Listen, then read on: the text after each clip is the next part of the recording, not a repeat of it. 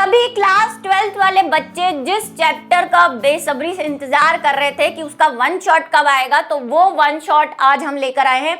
और मैं प्रिया राठौर आपको एक इम्पॉर्टेंट न्यूज़ जो यहाँ से वन शॉट से बहुत कनेक्टेड है वो देना चाहती हूँ कि इससे पहले हमने जब इस चैप्टर को पढ़ा था तब भी मैंने आपसे कहा था कि एनसीईआरटी में जो प्रोसेस है वो टुकड़ों टुकड़ों में दे रखा है। हालांकि मैंने उसको क्लास में ही समराइज कर दिया था, लेकिन आज वन शॉट में हम एनसीईआरटी के उस टुकड़ों वाले चैप्टर को प्रोसेस वाइज पढ़ेंगे।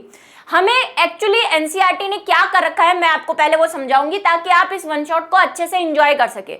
एनसीईआरटी ने पहले क्या किया है, सारे प्रिंसिपल यानी सिद्धांत बताए हैं, क्या क्या चीजें काम में आती है वो बताया है, फिर स्टेप्स बताए हैं और उन स्टेप्स में वापस उन चीजों को इंक्लूड किया है। ऐसे किया है, टुकड़ों टुकड़ों में बातें कही गई है, लेकिन हम ऐसे नहीं करेंगे क्योंकि हम वन शॉट करने वाले हैं। और मेरा इस वन शॉट को कराने का मेन मकसद यह है कि आप इस चैप्टर को समराइज कर पाए। तो हम स्टेप बाय स्टेप करेंगे और जो जो चीजें काम में आ रही हैं उनको वहीं पे डिस्कस कर लेंगे, अलग अलग नहीं करेंगे। ठीक है, तो चलिए शुरू करते हैं आज के वन शॉट को। और सबसे इंपॉर्टेंट वन शॉट है क्योंकि चैप्टर नंबर 6 की तरह ही इससे भी बहुत क्वेश्चंस बनते हैं। तो आ जाइए बात को शुरू करते हैं। चैप्टर फ्लो कुछ ऐसा रहा है, तो हमने किया था इसको, लेकिन अब जो है हम जो करने वाले हैं वो प्रौद्योगिकी का क्या परिभाषा है। सबसे पहले बात को शुरू करते हैं क्योंकि कई बार क्वेश्चन पूछ लिया जाता है कि प्रौद्योगिकी की क्या परिभाषा है और एनसीईआरटी में दे रखी है, तो हमें इसे पढ़ना जरूरी है। क्या है प्रौद्योगिकी की परिभाषा? तो सिंपल सा अर्थ है कि तकनीकी और प्रौद्योगिकी में जीन प्रक्रिया का प्रयोग करना। भाई हम जीवों के अंदर जेनेटिक इंजीनियरिंग का प्रयोग करके कोई चेंज ला सकते हैं, उसे हम जैव प्रौद्योगिकी कहते हैं। परिभाषा अगर लिखना चाहते हैं तो क्या लिखेंगे कि उत्पादों और सेवाओं के लिए प्राकृतिक विज्ञान और जीवधारी कोशिका अनेक अंग आणविक अनुरूपों का समाकलन जैव प्रौद्योगिकी कहलाता है। यही परिभाषा आपको लिखनी है क्योंकि एक यूरोपियन फेडरेशन से दी गई है और ऑथेंटिक है, तो हमें इस परिभाषा को ही फॉलो करना पड़ेगा। ठीक है, अगर आप थोड़ा भी चेंज करेंगे तो हो सकता है आपके मार्क्स काट लिए जाए। आगे चलें। अब इसके सिद्धांत क्या है? तो जैव प्रौद्योगिकी के सिद्धांत एक बार क्वेश्चन आ चुका है, इसलिए थोड़ा सा आपको ध्यान रखना है। शॉर्ट में आया हुआ क्वेश्चन है, एक बार आ चुका है कि क्या सिद्धांत है। तो दो सिद्धांत है। आपको सिद्धांत पूछ सकते हैं कि जैव प्रौद्योगिकी के कौन से दो सिद्धांत हैं। दो है हमारे पास। पहला है आनुवंशिक इंजीनियरिंग, इसमें क्या करना है भाई, जेनेटिक इंजीनियरिंग। यहाँ पे हम जीन के जो भी जीन होता है किसी भी जीव के अंदर उसके डीएनए को चेंज कर देते हैं या किसी वांछित डीएनए को उस जीव के अंदर प्रवेश करवाते हैं, उसी को हम क्या कह रहे हैं, आनुवंशिकी अभियांत्रिकी या आनुवंशिकी इंजीनियरिंग कह रहे हैं। ठीक है, तो पहला तो यही है, उलटफेर कर देना। ठीक है, चेंज कर देना किसी भी उत्पाद को पाने के लिए। दूसरा है रासायनिक इंजीनियरिंग। इसमें हम क्या करते हैं कि जो भी हमने चेंज किया है, मान लो आपने कोई प्रोडक्ट बनाना है, प्रोटीन बनाना है, आपने कोई वांछित जीन जो है किसी होस्ट के अंदर डाल के रखा हुआ है, अब आप उसको क्या करवाएंगे, आप उसको संवर्धन करवाएंगे। ठीक है, आपने मान लो ई कोलाई डाला है, ई कोलाई के अंदर आपने अपना वांछित जीन डाल रखा है, आप चाहते हैं कि इसकी वृद्धि हो क्योंकि हमें तो प्रोडक्ट चाहिए। मान लो इंसुलिन के लिए बनाया है, इंसुलिन चाहिए हमें, लेकिन अगर आप इसको स्टेराइल कंडीशनों में नहीं रखेंगे, मतलब निर्जीवीकृत कंडीशनों में नहीं रखेंगे, परिस्थितियां नहीं बना के रखेंगे, तो दूसरे बैक्टीरिया भी यहाँ पे आ जाएंगे और वो ग्रो करने लग जाएंगे। तो जब भी हम करेंगे इसका यूज तो हमें निर्जीवीकृत कंडीशन यूज करनी है कि ताकि दूसरे बैक्टीरिया या दूसरे जीव इसके साथ नहीं आ जाए और हमारा जो प्रोडक्ट है वो कैसा रहे, वो हमारा प्रोडक्ट जो है वो बिल्कुल प्योर रहे। तो ये सेकंड वाला सिद्धांत कहता है। ये दोनों सिद्धांत आपको याद करने हैं। बड़ी मात्रा में व्यावसायिक तौर पर मीन्स कमर्शियल फॉर्म में हमें प्रोडक्ट बनाना है, जो भी हम चेंज करेंगे उसका, इसको भी हम पढ़ेंगे थोड़ा सा डिटेल में। चलिए, तो अब हमारी एनसीईआरटी में सबसे पहले बोला है कि आनुवांशिक रूपांतरण। आनुवांशिक रूपांतरण मतलब जो हम कह रहे हैं कि किसी जीव के अंदर हम उसका जीन चेंज करने जा रहे हैं या किसी जीव के अंदर कोई बाहर से जीन लेकर आ रहे हैं, डाल रहे हैं, तो उसके क्या स्टेप है। तो उसके 3 स्टेप है, वो आपको ध्यान रखना है। ये जैव प्रौद्योगिकी के स्टेप नहीं है, ये आनुवंशिक रूपांतरण के स्टेप है। जो पहला वाला हमने सिद्धांत पढ़ा इसके 3 स्टेप है। पहला क्या करना है, आपको डीएनए की पहचान करनी पड़ेगी। भाई आप जो जीन चाहते हैं, आप जो चीज बनाना चाहते हैं, उसका डीएनए आपको कहीं ढूंढना पड़ेगा कि भाई इंसुलिन बनाना चाहते हैं फॉर एग्जांपल, तो आप ढूंढेंगे कि ये इंसुलिन का जीन कहाँ से लेना है, किसके अंदर है, कहाँ से उसको कैसे निकाल सकते हैं, ये सारी बातें आपको पता होनी चाहिए। दूसरा, उसको चिन्हित करना पड़ेगा आपको। भाई आप जो जीन इंसुलिन का डाल रहे हैं, भाई जीन तो सब एक जैसे ही दिखेंगे देखने में, तो आपको उसको कोई चिन्ह देना पड़ेगा, कोई मार्क करना पड़ेगा कि ये हमारा जीन है, जिसके लिए हम वर्णात्मक मार्कर की यूज करते हैं। वर्णक चिन्ह, वर्णन चिन्हों की बात करते हैं, करेंगे अभी, ठीक है। पहचान गए डीएनए को, फिर उसे होस्ट के अंदर डालना है, जिसके अंदर आपको उसकी कॉपीज बनानी है, उस होस्ट के अंदर डालना है, चाहे वो इकोलाई हो, चाहे वो कोई प्लाज्मिड के साथ कैरियर बना के आप डालो। और स्थानांतरण के बाद उसका रखरखाव भी करना है भाई, उसको अच्छे से रखना है ताकि उसकी वृद्धि हो सके। वही मैंने कहा, कोई दूसरा आके आपका खाना, आपने जो संवर्धन माध्यम बना के रखा है उसको खा ना जाए, जो प्रोडक्ट आपको बनाना है वही बने, ठीक है। तो ये 3 मेन स्टेप है, ये एनसीईआरटी के अंदर दे रखे। इसके अलावा पुनर्योगज डीएनए प्रौद्योगिकी की क्या प्रक्रियाएं हैं, इस पे भी सवाल आया है। ये लॉन्ग में आता है, अब मेरी बात को ध्यान से सुनना, ये स्टेप मैं यहाँ एक साथ ले रही हूँ।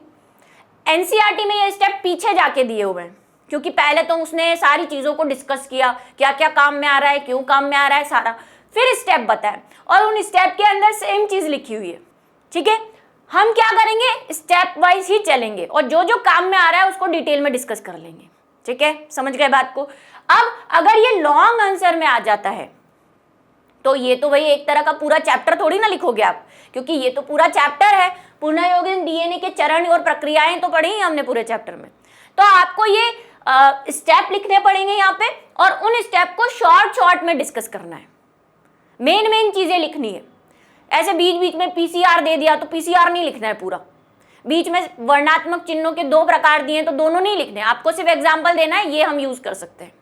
बात समझ में आ गई, क्योंकि ये लॉन्ग आंसर एक बार आया हुआ है, तो बच्चे सोचे कि भाई पूरा चैप्टर लिखें क्या, पूरा नहीं लिखना है, शॉर्ट कर देना है, मेन मेन चीजें आ जानी चाहिए बस स्टेप्स के अंदर, ठीक है। पीसीआर यूज करेंगे, अब पीसीआर को पूरा डिटेल वाइज नहीं लिखना कि पीसीआर ये, पीसीआर वो, पीसीआर ये, क्योंकि भाई लॉन्ग आंसर है, सारे स्टेप्स डिस्कस करने हैं आपको। फिर लास्ट वाला स्टेप है जैसे कि प्रोडक्ट को बढ़ाना, तो उसमें भाई 2 प्रकार के विलोडक है, तो भाई 2 प्रकार के विलोडकों को पूरा डिटेल में थोड़ी ना लिखोगे, शॉर्ट में 2 प्रकार के विलोडक है, ये फलाना, बस हो गया खत्म, उसको डिटेल नहीं करना। फिर ये बात आप समझ ले, क्योंकि ये क्वेश्चन आया हुआ है एक बार। चलिए स्टेप देखो, सबसे पहले हमें डीएनए का विलगन और पृथक्करण करना है। क्या मतलब है, इंग्लिश में भी लिखा हुआ है मैंने, आइसोलेशन।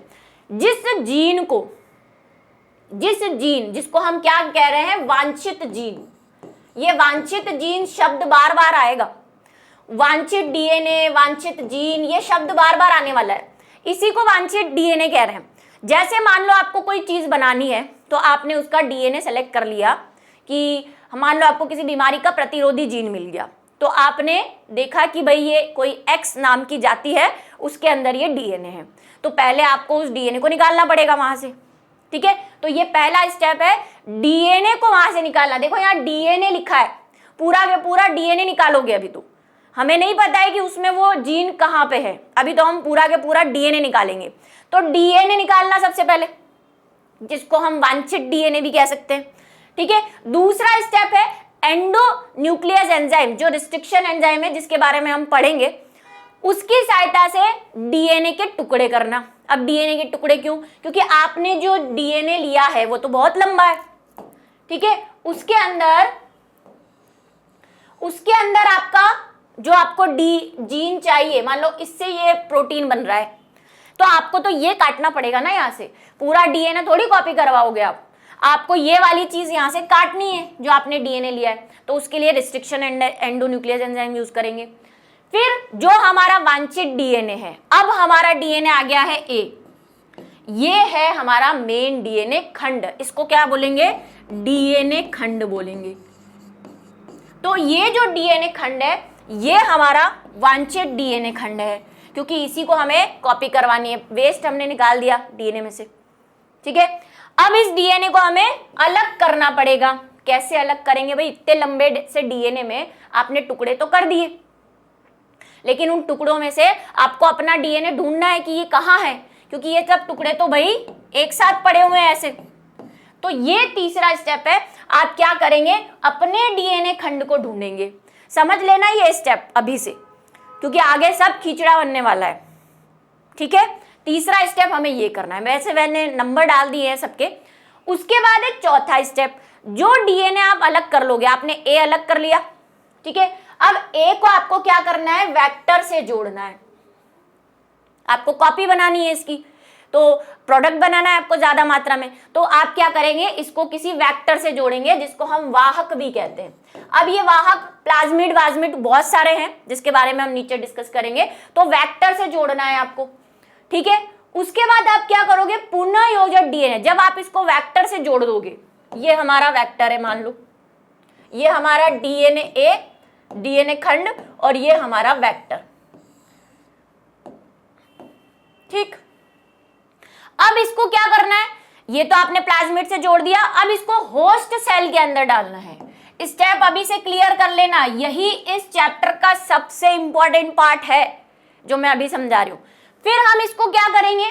इसको होस्ट के अंदर, ये हमारा पोषी है, होस्ट भाई, इसके अंदर हमें कॉपी करवानी है। अब ये भी कोई हो सकता है, इश्चेरिचिया कोलाई हो सकता है, कोई बैक्टीरिया दूसरा भी हो सकता है, क्योंकि बैक्टीरिया ही सबसे ज्यादा वृद्धि करते हैं। तो हम इसको इसमें डालेंगे। तो क्या करना भाई? जो पुनः योगज डीएनए, ये जो डीएनए बना है ये कैसा है? पुनः योगज है, क्योंकि इसमें दो प्रकार के डीएनए, रिकॉम्बिनेंट डीएनए इसी को कहते हैं, जिसमें हम वांछित जीन और कैरियर या वेक्टर को मिला देते हैं। दो प्रकार के जीनों का जो मिलन है उसी को तो हम रिकॉम्बिनेंट कह रहे हैं, ठीक है? तो रिकॉम्बिनेंट डीएनए को होस्ट के अंदर डाल देना। तीसरा ये जो भी स्टेप है, पांचवा, वो ये हो गया, ठीक है? अब हमें इसकी वृद्धि करवानी है।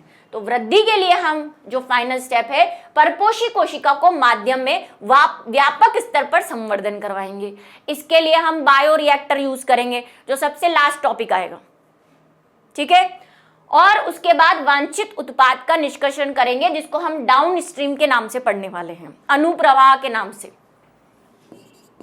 अनुप्रवाह के नाम से पढ़ेंगे इसको, इसलिए इसको ध्यान रखना।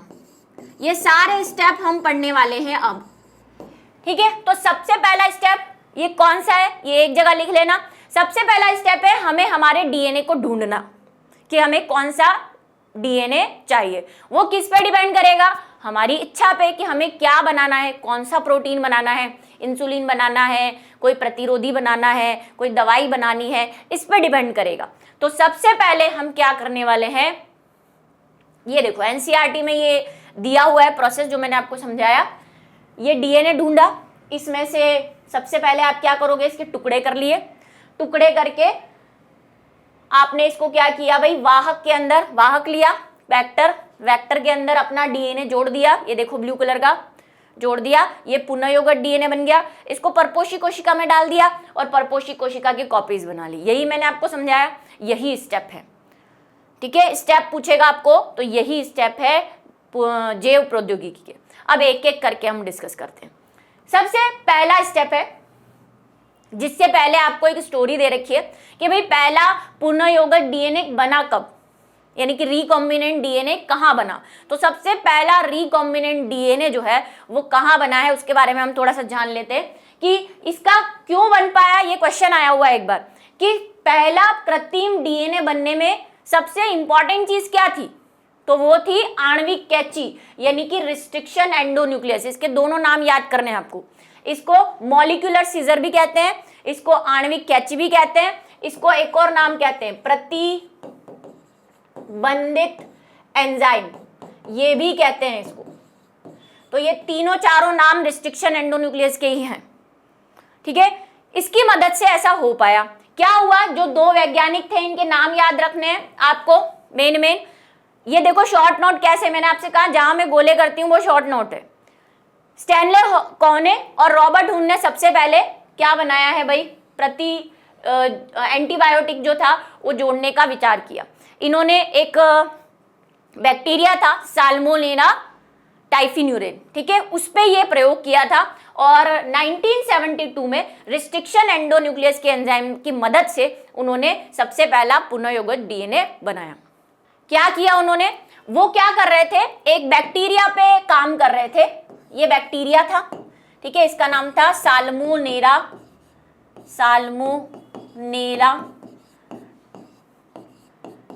टाइफिन्यूरी, ठीक है, एक बैक्टीरिया था। अब बैक्टीरिया है तो इसके बाद खुद का एक क्रोमोसोम भी होगा, डीएनए, ठीक है, और एक एक्स्ट्रा भी था इसके पास, प्लाज्मिड। ये रहा प्लाज्मिड। इन्होंने क्या किया, इसके प्लाज्मिड को बाहर निकाला और कट लगाया, ठीक है, और एक प्रतिरोधी जीन कहीं दूसरी जगह से एक दूसरा जीन लेकर आए, ये डीएनए का खंड लेके आए, ये डीएनए खंड, इसमें क्या थी, प्रतिरोधकता थी किसी बीमारी के प्रति, ये प्रतिरोधी था। इसको इसमें क्या कर लिया इन्होंने, ऐड कर लिया ऐसे, ठीक है, और फिर उसको क्या किया, इस्चेरिचिया कोलाई के अंदर प्रवेश करवा दिया, ई कोलाई के अंदर, जिसको हम क्या कहते हैं, बलि का बकरा, हम मतलब मैं कहती हूँ, है ना, कोई एनसीईआरटी के अंदर या कहीं लिखा हुआ नहीं है। तो भाई इसने क्या किया, इस्चेरिचिया कोलाई के अंदर इसको डाल दिया और इसकी कॉपीज बना दी, इसकी वृद्धि करवा ली, तो बहुत सारी कॉपीज बन गई। तो सबसे पहला पुनः योजित डीएनए किसने दिया था, कोहेने और बेयर ने। तो ये आपको याद रखना है, इसका नाम याद करना है आपको, और कैसे किया था वो याद करना है, ठीक है। इन दोनों का नाम कोहेने और बोयर ने। कब किया था, ईयर 1972 में। किस बैक्टीरिया पे किया था, साल्मोनेला टाइफी पे, और किस में प्रवेश करवाया था, ई कोलाई में, ठीक। तो पुनः योजित डीएनए की शुरुआत यहाँ पे हुई। अब तकनीक के साधन कौन से हैं, अभी हमने स्टेप पढ़े, वो स्टेप हम करेंगे तो इसमें क्या क्या चीजें काम में आएगी, इस पे भी क्वेश्चन आया हुआ है भाई। चैप्टर नंबर 6 की तरह इससे भी क्वेश्चंस की भरमार है। सबसे पहला हमें क्या, रिस्ट्रिक्शन एंजाइम काम में लेना है, जिसको हम आणविक कैंची कहते हैं। उसके बाद लाइगेज एक हमारा इंपॉर्टेंट एंजाइम है, हमें वाहक चाहिए, वेक्टर जिसको हम कहते हैं, वेक्टर। उसके बाद हमें क्या करना पड़ेगा, पॉलीमरेज एंजाइम रिएक्शन, पीसीआर की मदद लेनी पड़ेगी। और पॉलीमरेज एंजाइम रिएक्शन मतलब डीएनए पॉलीमरेज, जो पीसीआर में हम काम में लेंगे, ठीक है। और उसके बाद हमें पोषक जीव चाहिएगा, एक होस्ट चाहिएगा, जिसके अंदर हम क्या करेंगे, ये वृद्धि करवाएंगे। तो ये हमारे इंपॉर्टेंट कुछ क्या है, टूल्स हैं। ये पीसीआर नहीं है, ये पॉलीमरेज एंजाइम कौन सा है, डीएनए पॉलीमरेज। जो टैक पॉलीमरेज है उसकी जरूरत पड़ेगी भाई। टैक पॉलीमरेज वो तो मैंने यहाँ लिखा है कि ये पीसीआर में यूज होगा, टैक पॉलीमरेज। तो ये एक नंबर के क्वेश्चन में आ सकता है। अब हम सबसे पहले बात करेंगे रिस्ट्रिक्शन एंडोन्यूक्लियस एंजाइम क्या है, क्योंकि वही एनसीईआरटी में पहले उसके बारे में दे रखा है। रिस्ट्रिक्शन एंडोन्यूक्लियस एंजाइम को ही हम क्या कहते हैं, आणविक कैंची कहते हैं, आणविक कैंची, मॉलिक्यूलर सीजर कहते हैं, इसका नाम याद करें। दो प्रकार के होते हैं हमारे पास रिस्ट्रिक्शन एंडोन्यूक्लियस। क्यों कहते हैं भाई इनको रिस्ट्रिक्शन एंडोन्यूक्लियस एंजाइम, क्योंकि ये क्या कर रहे थे, एक तो वायरस जो था डीएनए, इसमें मिथाइल समूह को क्या कर रहे थे, जोड़ रहे थे, और ये विषाणु के बैक्टीरिया को काट के खंडों में तोड़ रहे थे, उसको खत्म कर रहे थे, ठीक है। अब इसको क्यों एंडोन्यूक्लियस एंजाइम कह रहे हैं, इसके ऊपर हमारे पास पूछा हुआ है ये भी क्वेश्चन कि रिस्ट्रिक्शन एंडोन्यूक्लियस एंजाइम को रिस्ट्रिक्शन एंडोन्यूक्लियस एंजाइम क्यों कहते हैं। तो पहला ये क्या करता है, ये विषाणुओं के डीएनए को काट देता है, जो भी वायरस आ रहा है। अच्छा, ये पाया किस में जाता है, ये जीवाणु भोजी की बात कर रहा है अभी तो फिलहाल। जब इसको पहली बार खोजा गया था तो जीवाणु भोजी के अंदर खोजा गया था, तो इसने देखा कि जीवाणु भोजी के अंदर जो वायरस आया उसको इसने cut cut cut cut cut ये काट दिया और वायरस को बेकार कर दिया। तो सबसे पहले ये क्या करता है, उसको काट देता है, और काट देता है तो उसकी वृद्धि को बाधित कर देता है, ठीक है, इसलिए रिस्ट्रिक्ट कर देता है। रिस्ट्रिक्ट का मतलब प्रतिबंधित कर देता है, इसलिए इसको क्या बोला, प्रतिबंधित, प्रतिबंध कर देता है, इसीलिए हमने इसको रिस्ट्रिक्शन नाम दिया। दूसरा ये क्या करता है, क्योंकि ये डीएनए काट रहा है भाई, इसी वायरस का क्या काट रहा है, ये डीएनए काट रहा है, तो जो चीज डीएनए को विघटित करती है उसको हम न्यूक्लियस कहते हैं, ठीक है, इसीलिए इसको क्या नाम दे दिया, रिस्ट्रिक्शन एंडोन्यूक्लियस एंजाइम। यहाँ पे एक बात और मैं बता रही हूं कि डीएनए, जो मैंने क्लास में भी बताई है, डीएनएज और डीएनएज में क्या फर्क है। तो ये तो एक एंजाइम है और ये बहुत सारे डीएनए होते हैं, ये कॉपी है, बहुवचन है, ये डीएनए का प्लूरल है, ये बहुत सारे डीएनए, और ये डीएनए को काटने वाला। तो न्यूक्लियेज वर्ड आ रहा है, मतलब एंजाइम है ये, तो ये बात ध्यान रखें। यह नाभिक अम्ल को सिरों की ओर से नहीं अपितु बीच में से काटता है। एंडो शब्द आते ही आपको पता होना चाहिए कि ये क्या कर रहा है भाई, एंडो का मतलब भीतर, एंडो का मतलब अंदर, तो ये अंदर से भीतर से काट रहा है, ये सिरों पे नहीं काट रहा। क्योंकि रिस्ट्रिक्शन एंडोन्यूक्लियस एंजाइम सबसे पहले किसने खोजा था भाई, सबसे पहले ये नाम आपको याद रखना है शॉर्ट आंसर्स में, डब्ल्यू आर्बर स्मिथ और निथेंस ने सबसे पहले खोजा था। कब खोजा था ये भी आपको ध्यान रखना है, ठीक है, और नोबेल प्राइज भी इनको मिला था। तो एक और इंपॉर्टेंट बात यहाँ पे, सबसे पहला खोजा जाने वाला रिस्ट्रिक्शन एंडोन्यूक्लियस एंजाइम कौन है, हिंड सेकेंड, ठीक है, ये सेकेंड है लेकिन सबसे पहले खोजा हुआ था। रिस्ट्रिक्शन एंडोन्यूक्लियस एंजाइम जो है हमारे पास नामकरण कैसे, अच्छा रिस्ट्रिक्शन एंडोन्यूक्लियस एंजाइम दो प्रकार के हैं, ये तो आपको पता है, एक्सो और एंडो, उसकी बात आएगी आगे।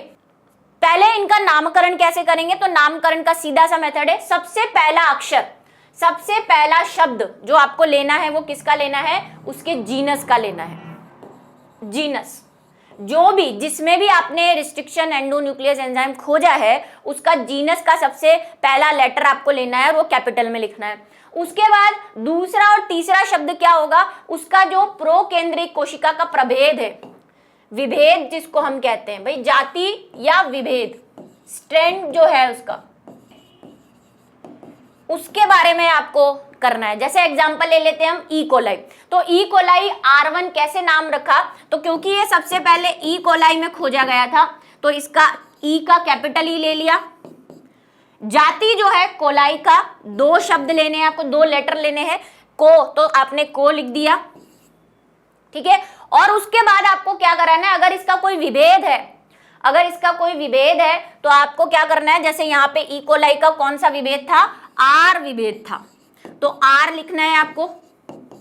और कौन से नंबर पे खोजा गया है, पहले नंबर पे, दूसरे नंबर पे, तीसरे, तो ये पहले नंबर पे खोजा गया था तो आपको वो रोमन में लिखना है, रोमन अंकों में उसका नंबर लिखना है जिस नंबर पे वो खोजा गया था, ठीक है। तो ये ई को R1 बन गया, ठीक। ऐसे ही बहुत सारे हैं। तो नामकरण में, ये नामकरण वाला क्वेश्चन भी एक बार आया हुआ है बिहार वाले पेपर में।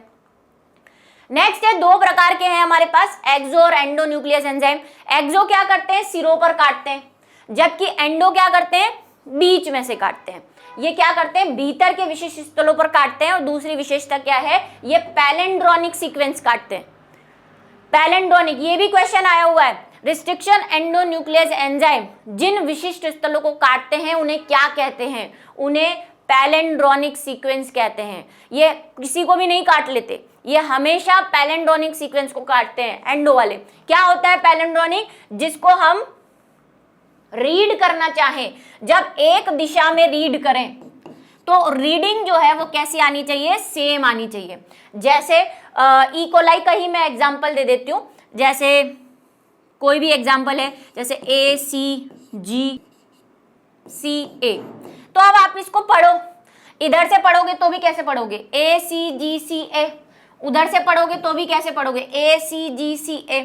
तो किसी भी एक दिशा में पढ़ने पर, या इधर से इधर जाने पर, या इधर से इधर जाने पर अगर सेम रीडिंग आती है, पढ़ने में सेम अनुक्रम आते हैं, तो उसके हम क्या कहते हैं, पैलेंड्रोनिक सीक्वेंस कहते हैं। तो ये आपको याद रखना है, ठीक है। ये विशिष्ट स्थलों पर काटते हैं। दूसरा, रिस्ट्रिक्शन एंडोन्यूक्लियस एंजाइम दो तरह से काटता है।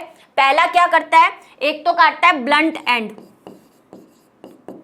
ब्लंट एंड्स क्या होते हैं, जैसे ये एंजाइम है, ठीक है, यहाँ पे है AGCTCA, तो इधर क्या होगा, इधर TGAGCT। तो ब्लंट एंड्स क्या होते हैं, जब रिस्ट्रिक्शन जो एंजाइम है वो सीधा इनको ऐसे काट दे कहीं से, ठीक है। तो यहाँ पे जो खंड बनेंगे वो कैसे बनेंगे, बिल्कुल स्टिकी नहीं बनेंगे, ब्लंट बनेंगे, ठीक है, ये चिपक नहीं सकते वापस में। जबकि दूसरा तरीका क्या है, जिसको हम कहते हैं स्टिकी एंड्स, चिपचिपे सिरे। चिपचिपे सिरे कैसे कटते हैं, चिपचिपे सिरे ऐसे कटते हैं कि ये दो है, यहाँ पे ए जी सी टी ए, यहाँ पे T A ji C T. तो ये कैसे काटेगा, ये अलग अलग सिरों से काटता है। एक बार ए जी यहाँ से काटेगा और एक बार ए जी यहाँ से काटेगा, ऐसे काटेगा। तो जो बनेगा वो क्या बनेगा, देखो क्या बनेगा, यहाँ पे ए अलग हो गया और यहाँ पे हो गया जी सी टी ए, और नीचे वाले खंड में क्या आएगा, नीचे वाले खंड में टी सी जी और ए टी अलग हो जाएगा। तो ऐसे सिरे बनेंगे, है ना, ऐसे सिरे, जैसे ये है मेरा हाथ, ये वाला सिरा अलग, ये। तो यहाँ पे क्या होते हैं, स्टिकी एंड्स होते हैं। तो ये स्टिकी एंड देखो, इसका ये वाला पैर खुला है, इसका ये वाला पैर खुला है, तो ये ढूंढते रहेंगे भाई कि हमारा पैर का है, क्योंकि हमने इसका ये वाला पैर अलग कर दिया, जी को सी से अलग कर दिया, इधर आपने सी को जी से अलग कर दिया। तो पैर खुले छोड़ दोगे तो ये इजीली क्या होते हैं, चिपक जाते हैं। तो इस प्रकार के चिपचिपे एंड्स हम क्या करते हैं, यूज करते हैं। जैसे यहाँ पे किया हुआ है, ये एनसीईआरटी का डायग्राम है, ये देखो स्टिकी एंड्स है, इसके खुले सिरे हैं, इसके भी सिरे खुले हैं, तो ये हमेशा जुड़ने के लिए तैयार रहेंगे। जबकि ब्लंट एंड्स में देखो सबके पैर बने हुए हैं, ऑलरेडी ये पेयर्ड में है, यहाँ पे से काटा तो इसका भी पेयर बना हुआ है, इसका भी पेयर बना हुआ है पहले से ही, तो ये जुड़ते नहीं है। यहाँ पे हम इनका पेयर तोड़ देते हैं तो ये इजीली किसी और से जुड़ जाएंगे, इस तरह से। जैसे व्हाइट और ब्लैक देखो जुड़ गए। तो स्टिकी और ब्लंट एंड दो तरह से काटता है। कुछ एंजाइम्स के नाम आपको याद करने हैं, जो मैंने आपसे कहा था पूछ लेते हैं। उसमें सबसे इंपॉर्टेंट आपको दो एंजाइम है, ये मैंने थोड़ा सा नीट के हिसाब से भी बताया था। एक तो आपको ये याद करना है, एक ये, एक हिंड थर्ड। इनको आप जरूर याद करें, ये किससे मिलते हैं, ठीक है, ये किससे मिलते हैं, कौन से बैक्टीरिया से निकाले गए हैं, इनको जरूर याद करें। ज्यादा से ज्यादा इको, वो तो इको R1 है तो इको R2 आप याद कर लेंगे क्योंकि दोनों सेम है। ये तीन आपको याद करने हैं, ये किनसे मिलते हैं, बाम किससे मिलता है, हिंड किससे मिलता है, ये आपको याद करना है। इस पे क्वेश्चन आ सकता है क्योंकि हमने एमसीक्यू में किया भी है, ठीक है। अब है स्टेप्स की बात कर लेते हैं हम। मैंने आपको जो 7 स्टेप बताए थे, सबसे पहला स्टेप उसमें हम शुरू करने वाले हैं क्या, हमें हमारा जो डीएनए है उसको हमने ढूंढ लिया कि इस डीएनए को हमें काम में लेना है और इससे प्रोडक्ट बनाना है, ठीक है। वांछित डीएनए आपने ढूंढ लिया।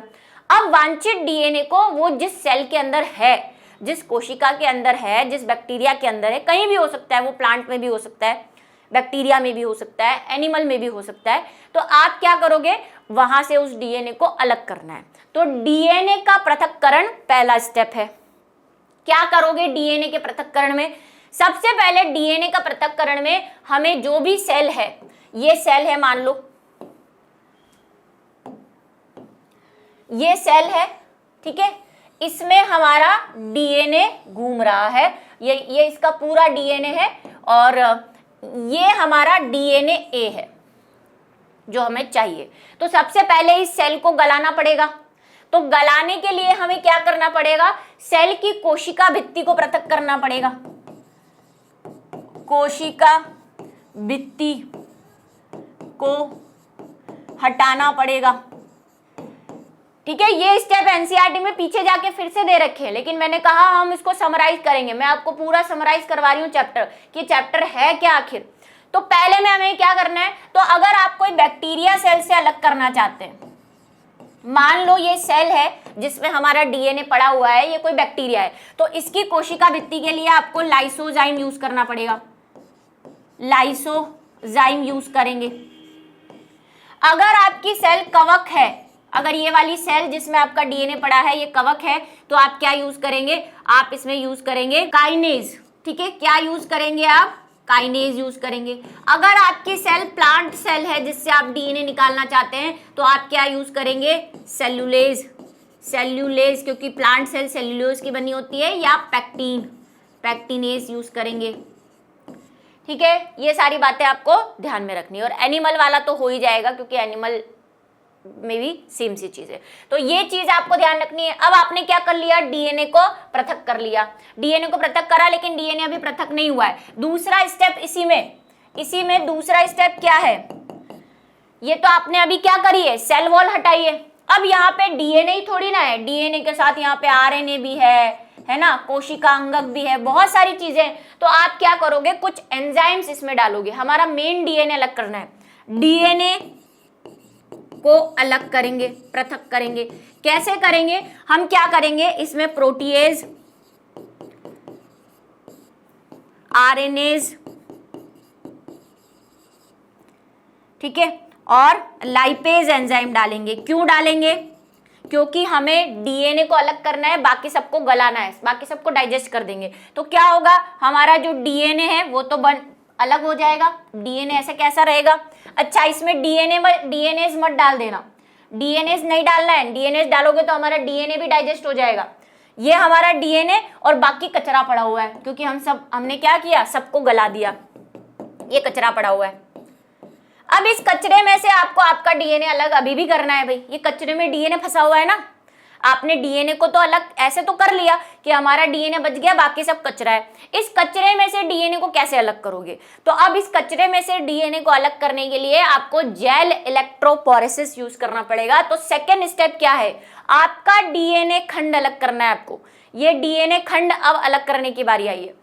तो डीएनए खंड का पृथक्करण और विलगन, इसके लिए आप क्या यूज करोगे, जेल इलेक्ट्रोपोरेसिस यूज करोगे, जो अलग से एनसीईआरटी में दे रखी है। क्यों दे रखी है, इसी वजह से दे रखी है, बहुत इंपॉर्टेंट, बहुत बार सवाल आ गया है भाई। जेल इलेक्ट्रोपोरेसिस क्यों यूज करते हैं, डीएनए खंड को अलग करने के लिए। इसमें जो हम काम में ले रहे हैं वो क्या ले रहे हैं, अगार अगार ले रहे हैं, तो ये भी बात आपको ध्यान रखनी है। और मैंने जो एमसीक्यू करवाया था उसमें कहा था अगार अगार किससे मिलता है, रेड एल्गी से मिलता है, रेड एल्गी जेलेडियम और ग्रेसिलेरिया से मिलता है, ये बात भी आपको ध्यान रखनी है, पूछा हुआ सवाल है बीआर बोर्ड के अंदर। अब क्यों हम जेल इलेक्ट्रोपोरेसिस यूज कर रहे हैं, जेल इलेक्ट्रोपोरेसिस का यूज का सिद्धांत यह है कि डीएनए कैसा होता है, ऋणावेशित होता है। डीएनए ऋणावेशित क्यों है, आपसे सवाल पूछ लेंगे तो आप बोलोगे क्योंकि इसमें क्या है, एक तो ये अम्लीय प्रवृत्ति का है, प्लस इसमें जो आर्जिनिन है और लाइसिन है वो ज्यादा मात्रा में अमीनो एसिड्स हैं, ठीक है। तो हम इसका यूज करेंगे और न्यूक्लियोटाइड में फॉस्फेट जुड़ा हुआ रहता है। आवेशों की भिन्नता के कारण ही हम इसको क्या करते हैं, जेल इलेक्ट्रोफोरेसिस यूज करते हैं। जेल इलेक्ट्रोफोरेसिस में ये सारे चीजें हैं, एक जगह धनावेश बना देंगे, एक जगह ऋणावेश बना देंगे। क्यों धनावेश बनाएंगे, धनावेश को हम क्या बोलेंगे, एनोड, ठीक है, और ऋणावेश को कैथोड बोलते हैं। अब ये स्टेप कैसे होता है ये पहले एक बार पढ़ लो, मैं आपको समझा रही हूँ, प्लेन बोर्ड पे समझा देते हैं सीधे से, ठीक है। ये सारा लिखा हुआ है, जिसको लिखना है वो यहाँ से लिख सकता है, जिनके पास नोट्स है उनके पास नोट्स तो है ही, मैं सीधा स्टेप समझा रही हूँ कि क्या करते हैं हम इसके अंदर। ये जेल इलेक्ट्रोफोरेसिस की मशीन है। क्या करते हैं हम इसके अंदर, एक ट्रे लेते हैं जिसके अंदर हमने क्या डाल रखा है, अगारोस जेल डाल रखा है। इसको अगारोस जेल भी कहते हैं और अगार अगार भी कहते हैं, ठीक है। इधर हमने क्या लगा रखा है, पॉजिटिव चार्ज लगा रखा है, एनोड, और इधर क्या है, डीएनए खंड डाल रखे हैं, ये डीएनए खंड डाल दिए। अब इस डीएनए खंड में, अच्छा वो डीएनए जो आपने यहाँ पे यूज किया है, आपने जो डीएनए यूज किया है उसको भाई टुकड़े भी करने हैं पहले। उसको टुकड़े कैसे करोगे आप, रिस्ट्रिक्शन एंडोन्यूक्लियस एंजाइम से टुकड़े कर सकते हो, ठीक है, रिस्ट्रिक्शन एंडोन्यूक्लियस एंजाइम से टुकड़े कर सकते हो उसके। अब हमें हमारा वांछित डीएनए ढूंढना है, तो हम क्या करेंगे भाई, डीएनए को अलग करना है इस कचरे में से, इस कचरे में से डीएनए को अलग करेंगे। तो हमने यहाँ पे क्या डाल दिया, डीएनए डाल दिया। अब चार्ज बैटरी से जोड़ रखा है इसको, ठीक है, ये नेगेटिव है ये पॉजिटिव है। डीएनए के अणु क्योंकि नेगेटिव चार्ज है तो वो पॉजिटिव की तरफ भागेंगे, भागने में जो सबसे छोटा डीएनए होगा वो सबसे जल्दी भागेगा, तो सबसे छोटा डीएनए सबसे पहले पहुंचेगा और बड़े वाले डीएनए पीछे की तरफ मिलेंगे, ऐसे खंड में मिलेंगे। अब इन खंडों को हम क्या करेंगे, ऐसे डीएनए खंड दिखाई नहीं देते क्योंकि डीएनए इनविजिबल कह सकते हो या कलरलेस होता है डीएनए। तो डीएनए को आपको क्या करना पड़ेगा,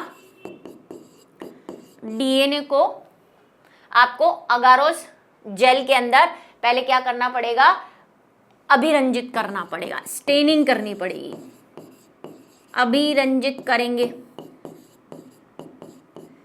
अभिरंजित करेंगे। किससे करना है, इथिडियम ब्रोमाइड से अभिरंजित करते हैं, ये भी सवाल बनता है एक। इथिलिडियम ब्रोमाइड से करेंगे, ये भी आपको ध्यान रखना है। क्यों करते हैं, क्योंकि डीएनए रंगहीन होता है, अगर आप उसको अभिरंजित नहीं करेंगे तो हम डीएनए को यहाँ पे देख नहीं पाएंगे। दूसरा, जब इथिलिडियम ब्रोमाइड से हम इसको अभिरंजित कर देते हैं तो ये नारंगी रंग का, पीला नारंगी रंग का दिखाई देता है, ठीक है, तो इसे हम इजीली यहाँ पे पहचान सकते हैं। अब क्या करेंगे, अब आपको यहाँ से एक स्पैचुला लेना है, आपको डीएनए मिल गया, ठीक है।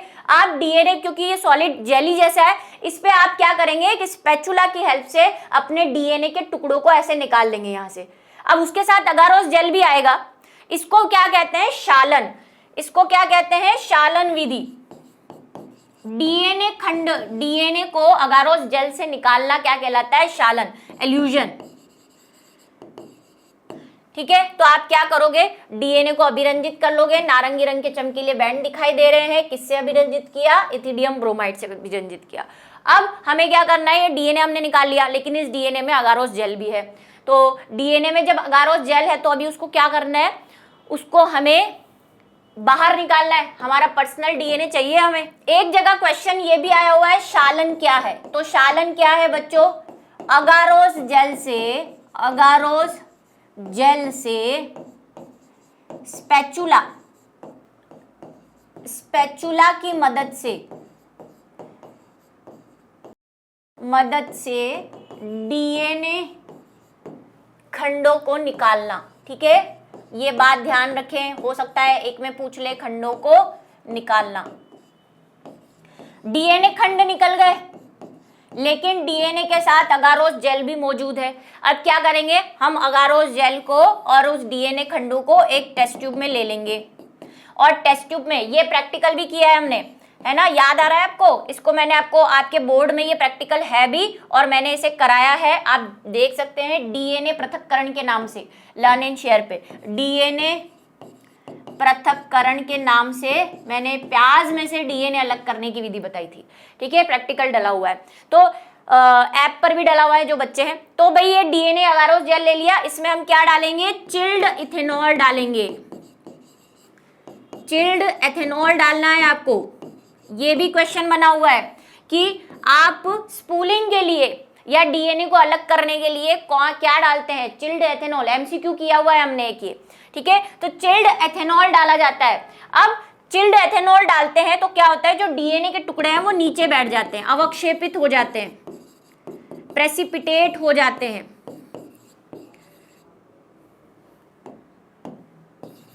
प्रेसिपिटेट हो गए हैं, ये प्रेसिपिटेट, पूछ ले प्रेसिपिटेशन क्या है, तो जब अगारोस जेल से डीएनए खंडों को चिल्ड इथेनॉल डाला जाता है तो डीएनए के खंड अवक्षेपित हो जाते हैं, उसे बोलते हैं अवक्षेपण, ठीक है, अवक्षेपण हो गया। अब आप क्या करेंगे, एक सुई की मदद से, जिसने प्रैक्टिकल देखा है मैंने, निडल की हेल्प से डीएनए खंडों को, ये जो डीएनए खंड यहाँ अलग हो गए, इनको निडल की हेल्प से निकाल लिया जाता है, ऐसे निडल डालेंगे यहाँ पे और जो डीएनए खंड है उनको यहाँ से निकाल लेंगे। इस प्रक्रिया को क्या कहते हैं, ये जो हमने डीएनए खंड निकाले हैं, डीएनए खंडों को चिल्ड एथेनॉल में से निकालने की प्रक्रिया को स्पूलिंग कहते हैं। ये सब डेफिनेशन नोट्स के अंदर जो हमने चैप्टर किया है डिटेल वाला, सबके अंदर ये परिभाषा लिखी हुई है, तो अगर आपको परिभाषाएं चाहिए तो नोट्स या डिटेल क्लास को जाके देखें। वैसे मैं बोलती जा रही हूँ,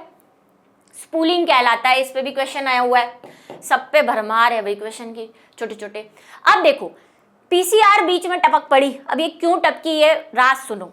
हमने डीएनए खंड को अलग कर लिया, हमारा डीएनए खंड मिल गया हमें, लेकिन हमारे पास तो भाई एक ही डीएनए खंड है ना, जो हमारा वांछित डीएनए है वो तो एक ही है। मान लो कोई प्रोसेस हम कर रहे हैं, कोई प्रक्रिया हम कर रहे हैं और उसमें डीएनए खराब हो गया, टूट गया, तो आपको तो वापस सारा प्रोसेस करना पड़ेगा, फिर से वो सेल ढूंढोगे, फिर से वहाँ जो अभी तक स्टेप करके आए वो फिर से करने पड़ेंगे। तो हम एक सॉल्यूशन निकाल रखा है, हम क्या कर लेंगे, ये जो हमारा डीएनए हमें यहाँ पे प्राप्त हुआ है इसकी हम कॉपी तैयार कर लेंगे, है ना, फोटोकॉपी। भाई ऐसा होता है ना, डॉक्यूमेंट घूम जाए तो क्या करें मैम, फिर से वापस ऑफिस जाओ डॉक्यूमेंट निकालो, तो हम यहाँ पे डीएनए की पहले से ही बहुत सारी कॉपी बना लेंगे। उसके लिए हम पीसीआर मेथड यूज करेंगे। पीसीआर मेथड किसने दिया था, क्वेश्चन आया हुआ है, कैरी मुलस ने। सारे क्वेश्चंस हमने कर रखे हैं। ये मैं बार बार बच्चों से कहूंगी, जो एमसीक्यूज हमने चैप्टर के करवाए हैं आप करना।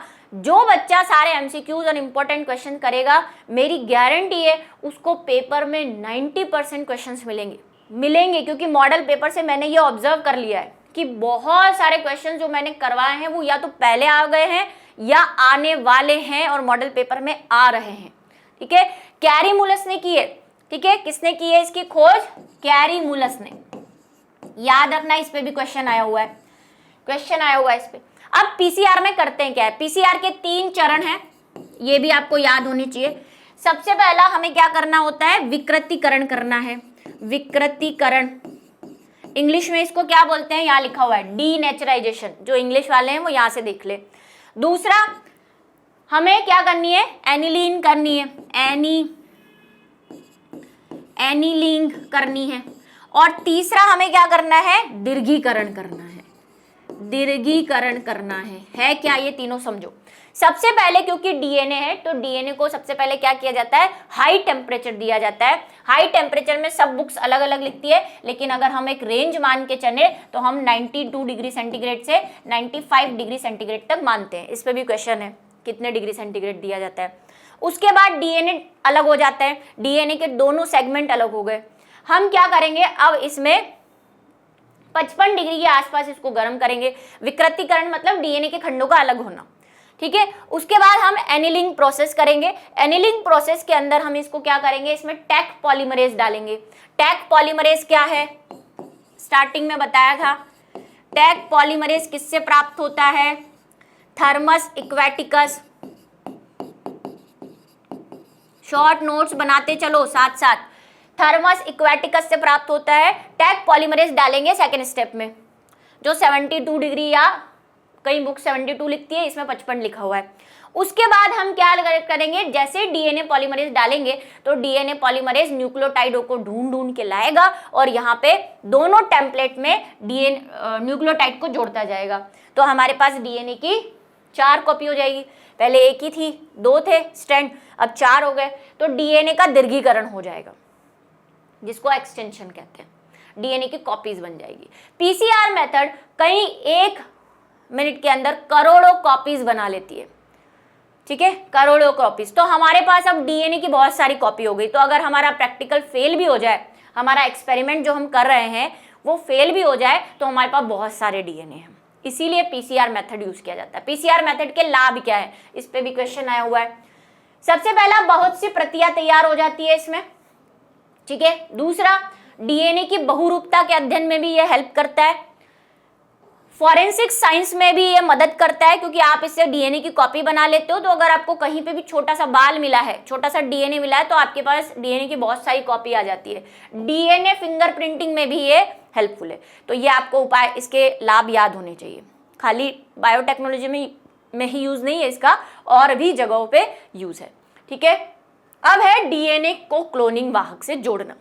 डीएनए मिल गया हमें, हमारा वांछित डीएनए, उसकी हमने कॉपी बना के तैयार कर रखी है कि वहां से जब भी जरूरत पड़ेगी डीएनए ले लेंगे।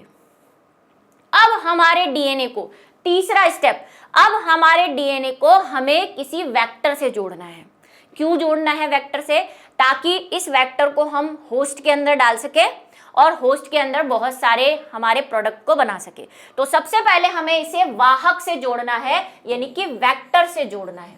अब वेक्टर क्या होते हैं, वेक्टर वो जीन या डीएनए के खंड होते हैं जिनसे आप क्या कर सकते हो, अपने वांछित डीएनए को जोड़ के उसकी कॉपी बना सकते हो। यहाँ पे परिभाषा है, जो डीएनए के किसी पोषक कोशिका मतलब होस्ट, किसी में भी आप डाल दो तो आपको क्या मिलेंगे, इसकी प्रतिकृतियां हो जाएगी, नंबर ऑफ कॉपीज बढ़ती जाएगी। ठीक है, डीएनए खंड को समायोजित कर सकता है, ये परिभाषा है। अब क्लोनिंग वाहक या वेक्टर की क्या क्या खासियत होनी चाहिए। सबसे पहला, इसमें एक प्रतिकृति उत्पत्ति स्थल होना चाहिए, जिसको ओराई स्थल भी कहते हैं। मतलब कोई भी डीएनए या वेक्टर तभी अपनी कॉपीज बना पाता है जब उसके पास कोई ओराई स्थल हो। अगर उसके पास ओराई स्थल नहीं होता तो फिर वो अपनी कॉपीज नहीं बना पाएगा। तो हमें जो वेक्टर लेंगे हम, जिससे हमारा वांछित डीएनए, अच्छा वांछित डीएनए को ही वी जातीय डीएनए भी कह रहे हैं कई कई जगह पे, ठीक है। तो वी जातीय डीएनए क्यों कह रहे हैं? क्योंकि आप कहीं बाहर से लाके उसको कहीं और डालेंगे, इसीलिए। तो हमारा जो वांछित डीएनए है उसको हम डालने वाले हैं, तो हमें ये संतुष्टि होनी चाहिए कि भाई हमारा डीएनए अच्छे से वृद्धि करे, कॉपीज बने उसकी, यही तो हम चाहते हैं, ज़्यादा से ज़्यादा प्रोडक्ट मिले। तो इसके लिए हमें एक ऐसा वेक्टर ढूंढना पड़ेगा जिसमें क्या हो, ओराई स्थल हो। अच्छा, वेक्टर की फॉर्म में हम किसे यूज कर रहे हैं? वेक्टर की फॉर्म में हम ज्यादातर प्लाज्मिड को यूज कर रहे हैं, और उसमें भी सबसे ज्यादा ई कोलाई का प्लाज्मिड। लेकिन ऐसा नहीं है कि वेक्टर यही होते हैं, वेक्टर और भी होते हैं, जैसे PBR322, PUV वाला वेक्टर, ठीक है। तो बहुत सारे वेक्टर्स हैं, कॉस्मिड भी है ना, एक कॉस्मिड भी हैं, और भी हैं, मैंने क्लास के अंदर बहुत सारे करवाए हैं। तो ये सब वेक्टर की फॉर्म में काम ले सकते, लेकिन यहाँ पे हमें बार बार प्लाज्मिड का नाम दिया हुआ है, तो उसके अंदर ओराई स्थल होना चाहिए। दूसरा, उसके पास वर्णात्मक योग्य चिन्ह होते हैं, इस पे भी क्वेश्चन आया हुआ है, इसको अभी हम डिटेल में डिस्कस करेंगे नीचे, ठीक है। क्या होते हैं वर्णात्मक स्थल? मतलब उसमें ऐसे स्थान होने चाहिए जिससे हमें पता चल जाए कि हमारा वांछित जीन या हमारा वेक्टर कहाँ पे मौजूद है। नहीं तो हम तो ढूंढते रह जाएंगे, भाई कहाँ है कहाँ है कहाँ है। तो उसके पास कुछ ऐसा होना चाहिए जिससे हम चयन कर सके उसका, कि हम इतने सारी चीजें पढ़ी है, इतनी सारी वृद्धि हो रही है, क्योंकि सिर्फ डीएनए वृद्धि नहीं हो रहा, बाकी दूसरी चीजें भी वृद्धि हो रही है। तो हमारा वांछित डीएनए किसके अंदर है, किसके अंदर नहीं है, ये पता करने के लिए उसके पास क्या होने चाहिए? वर्णात्मक योग्य चिन्ह होने चाहिए। इस पे भी क्वेश्चन आया है, इंपॉर्टेंट है ये, इसको डिटेल में हम डिस्कस करेंगे, ठीक है। चलो, अब सबसे अच्छा प्लाज्मिड, जैसे कि मैंने कहा वेक्टर, हमें ये खासियत होनी चाहिए वेक्टर में, लेकिन अभी तक हम जो सबसे अच्छा वाला वेक्टर यूज करते आए हैं वो यूज कर रहे हैं PBR322।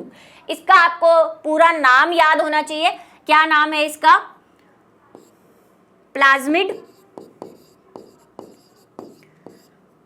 Bolivar Rodriguez. भाई पीबीआर का फुल फॉर्म आपको पता होना चाहिए, प्लाज्मिड बोलीवर रोड्रिगेज, ठीक है। ये हो सकता है पूछ ले, अभी तक तो नहीं पूछा लेकिन पूछ सकता है।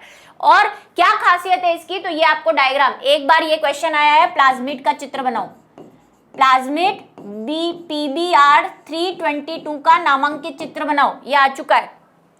ये आपको पूरा आपके दिमाग में फिट होना चाहिए। इसके अंदर देखो बहुत सारे सेलेक्टिव मार्कर है, इसके पास AMP है, टेट्रासाइक्लिन, एम्पिसाइलिन, बाम H1 के रिस्ट्रिक्शन साइट्स भी है। एक बार ये क्वेश्चन भी आया है कि PBR321 में कौन से रिस्ट्रिक्शन साइट्स हैं?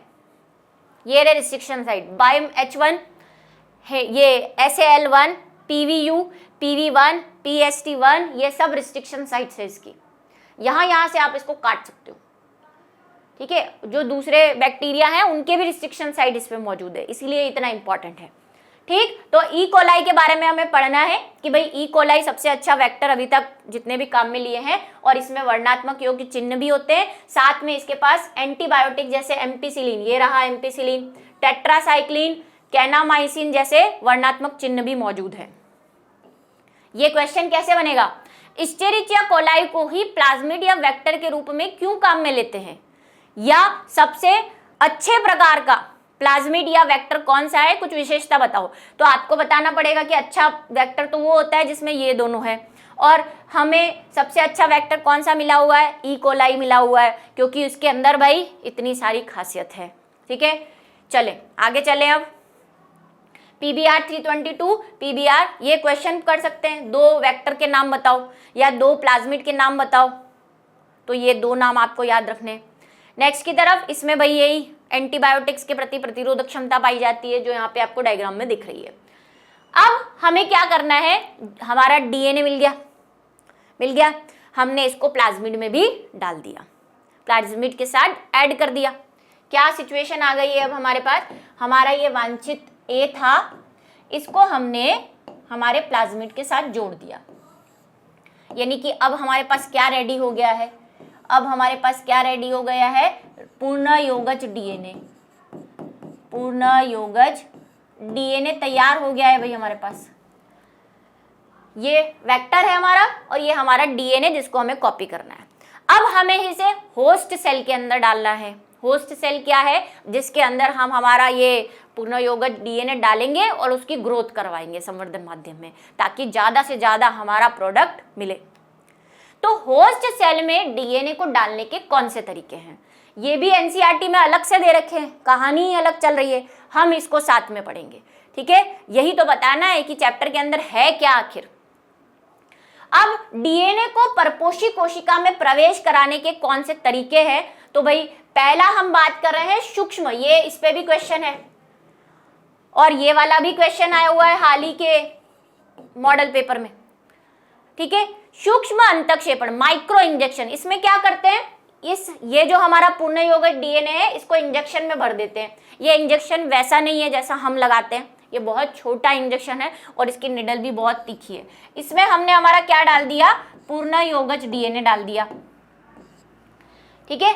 अब जिस होस्ट सेल में आपको प्रवेश कराना है, अब देखो होस्ट सेल भी कोई भी हो सकती है, वो कोई बैक्टीरिया हो सकता है, वो कोई इकोलाई भी हो सकता है, वो इकोलाई का ही प्लाज्मिड लो, इकोलाई में ही डाल दो, ऐसा भी कर सकते हो आप, ठीक है। इसीलिए बार बार बुक के अंदर इकोलाई दे रखा है, क्योंकि इकोलाई का प्लाज्मिड माशाअल्लाह और इकोलाई खुद माशाअल्लाह, तो हमने प्लाज्मिड भी इकोलाई का लिया और इकोलाई में ही डाल दिया, बढ़िया, हमारे तो ग्रोथ होती रही है। तो अब हमने पोषी कोशिका ले ली, यहाँ पे होस्ट ले लिया, इसको क्या करेंगे? इंजेक्शन की मदद से अंदर डाल देते हैं, तो ये चला गया अंदर। ये लो, एक विधि तो ये हो गई, ठीक। दूसरी विधि है बायोलास्टिक जीन गन, इसके दोनों नाम याद रखने। इसमें क्या गन होती है? डिशुम डिशुम डिशुम, पर ये गन वैसी नहीं होती, ये एक छोटी गन होती है। इसके गन के बहुत सारे अलग अलग फोटोज देखने को मिलेंगे आपको, लेकिन मैं एक बता देती हूँ। इसमें क्या करते हैं हम, ये जो हमारा पूर्ण योगज डीएनए है इसको टंगस्टन और गोल्ड, यहाँ पे लिखा होगा, वहीं मैं हाईलाइट कर देती हूँ क्योंकि वहां जगह नहीं है, हाँ ये रहा, सोने और टंगस्टन, इस पे भी क्वेश्चन आया हुआ है कि ये गोलियां किसकी बनाई जाती है, कौन से मेटल में, कौन से धातु के अंदर, जो तत्व के अंदर पूर्ण योगज डीएनए को पैक किया जाता है। तो हम क्या करते हैं? गोलियां बना देते हैं, जैसे गन की गोलियां होती है।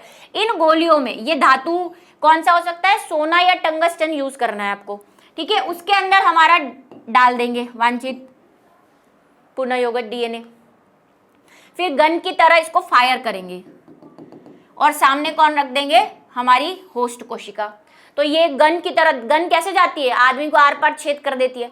ये ऐसी गन है, इसको डालते हैं तो ये छेद करती हुई सीधी जाती है कहाँ पे? न्यूक्लियस के अंदर, और न्यूक्लियस के अंदर जाके ये दोनों धातु गल जाएंगे, मेल्ट हो जाएंगे और हमारा जो पूर्ण योगज डीएनए है वो केंद्रक के अंदर पहुंच जाएगा, ठीक है। तो दूसरी मेथड क्या है? बायोलास्टिक। ये भी इंपॉर्टेंट है, पूरा चैप्टर ही इंपॉर्टेंट है भाई। इस चैप्टर में कोई ऐसा टॉपिक नहीं बचा चैप्टर 6 की तरह जिसमें से कभी कोई क्वेश्चन नहीं आया हो, सब पे क्वेश्चन आया हुआ है, चाहे शॉर्ट ले लो चाहे एमसीक्यू ले लो। अब तीसरा है हमारे पास क्या? अहानिकारक रोग वाहक को यूज करके। पहला क्या हो गया भाई? इंजेक्शन से, दूसरा जीन गन से, तीसरा ये तरीका है कि हम किसी एक और वाहक को यूज कर ले, मतलब पोषक कोशिका की जगह किसी वाहक को यूज कर ले और उसमें हमारा डीएनए डाल दें। अब इसमें हमें क्या करना है? इसमें हम दो यूज करेंगे। एक तो हम यूज करते हैं इस विधि में प्राकृतिक रोगजनक, जो रोग फैला रहे हैं पौधों और जंतुओं को, उन्हीं को काम में ले लेते हैं। और लेकिन देखो ये रोग फैलाते हैं तो इनको क्या करना पड़ेगा? पहले अहानिकारक करना पड़ेगा, अहानिकारक करना पड़ेगा।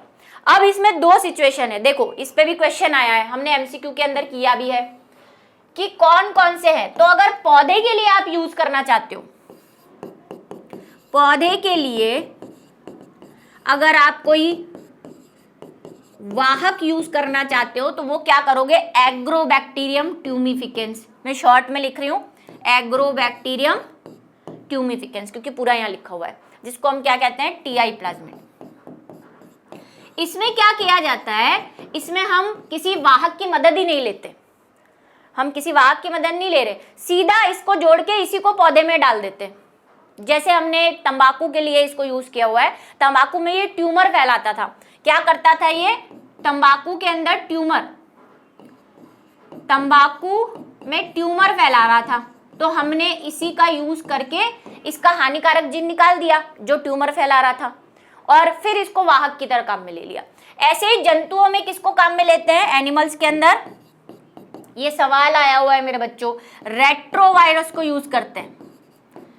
इसमें आपको फिर वाहक की मदद नहीं लेनी पड़ेगी, डायरेक्ट रेट्रोवायरस से जोड़ दो, रेट्रोवायरस को जंतु के शरीर में डाल दो, सीधा, होस्ट वोस्ट की जरूरत नहीं पड़ेगी आपको, ठीक है, वो मनुष्य ही, वो एनिमल ही उसका होस्ट काम करेगा। तो ये दो बहुत इंपॉर्टेंट है, इस पे सवाल है, पौधों के लिए कौन सा यूज करेंगे और जंतुओं के लिए रेट्रोवायरस यूज करते हैं, बट शर्त क्या है, इसको अहानिकारक करना है, इन दोनों के हानिकारक जीन निकालने पड़ेंगे वरना बीमारी हो जाएगी, ये ट्यूमर फैला देगा, और रेट्रोवायरस तो वायरस है, कुछ भी फैला सकता है, ठीक है। ये देखो, ये बात हमने करी है कि पौधों और जंतुओं में क्या करना है, पौधों में, द्विबीजपत्रियों में स्पेशली, ये भी पूछ सकते हैं कि एग्रोबैक्टीरियम को कौन से पौधों के लिए यूज करेंगे, द्विबीजपत्रियों के लिए, और जंतुओं में किसको, पश्य विषाणु को। रेट्रोवायरस का ही दूसरा नाम क्या है, पश्य विषाणु। क्यों कहते हैं पश्य विषाणु या रेट्रोवायरस, क्योंकि इसमें आनुवंशिक पदार्थ कौन है, आरएनए है, और आरएनए क्या करेगा, पहले आरएनए से डीएनए बनाएगा, रिवर्स ट्रांसक्रिप्शन, उसके बाद फिर जीन या प्रोटीन बनाएगा। तो यहाँ पे सेंट्रल डोग्मा का उल्टा प्रोसेस चलता है, इसीलिए इसको पश्य, उल्टा मतलब पुराना, पीछे वाले बैक साइड पे जाता है। अब हमने क्या करा, हमारा जो पिचारा, हमारा पूर्ण योगज डीएनए था, पूर्ण योगज डीएनए था, उसको पोषी कोशिका में डाल दिया पोषी कोशिका में, ये लो, ये हमारा पूर्ण योगज डीएनए, ठीक, ये डाल दिया, और एक में नहीं डाला, करोड़ों कोशिकाओं में डाला है, क्योंकि हमें तो प्रोडक्ट बहुत सारे चाहिए। अब ऐसा जरूरी तो नहीं है, देखो आप गन से डाल रहे हो, आप इंजेक्शन से डाल रहे हो, आप एग्रोबैक्टीरियम यूज कर रहे हो, अब आपको क्या पता, आपने मान लो 1000 कोशिकाओं में इंजेक्शन लगाया, लेकिन उन 1000 कोशिकाओं में आपका वांछित डीएनए गया है या नहीं, पूर्ण योगज डीएनए गया है या नहीं, इसकी क्या गारंटी, हो सकता है वो अंदर गया ही नहीं हो, गन सही जगह लगी ही नहीं, कोशिका द्रव में गया, केंद्रक में गया ही नहीं। तो अब आप कैसे पहचानोगे कि हमारी जो पोषी कोशिका है जिसमें हमारा डीएनए है वो कौन सी है, करोड़ों में से कैसे पहचानोगे, तो जिस पोषी कोशिका में हमारा डीएनए है उसे तो हम कहते हैं रूपांतरित कोशिका। परिभाषा कैसे लिखोगे, वह पोषी कोशिका जिसमें पूर्ण योगज डीएनए का प्रवेश सफलतापूर्वक होता है उसे हम रूपांतरित कोशिका कहते हैं, ट्रांसफॉर्म्ड सेल, ठीक है। उसके बाद एक और है जिसमें नहीं गया है, मान लो एक कोशिका ऐसी है जो खाली पड़ी है, भाई इसमें हमारा डीएनए गया ही नहीं, ये तो खाली है, इसका खुद का प्लाज्मिड है, इसमें हमारा वाला डीएनए इसके अंदर है ही नहीं, तो इसको बोलेंगे अरूपांतरित कोशिका, है ना।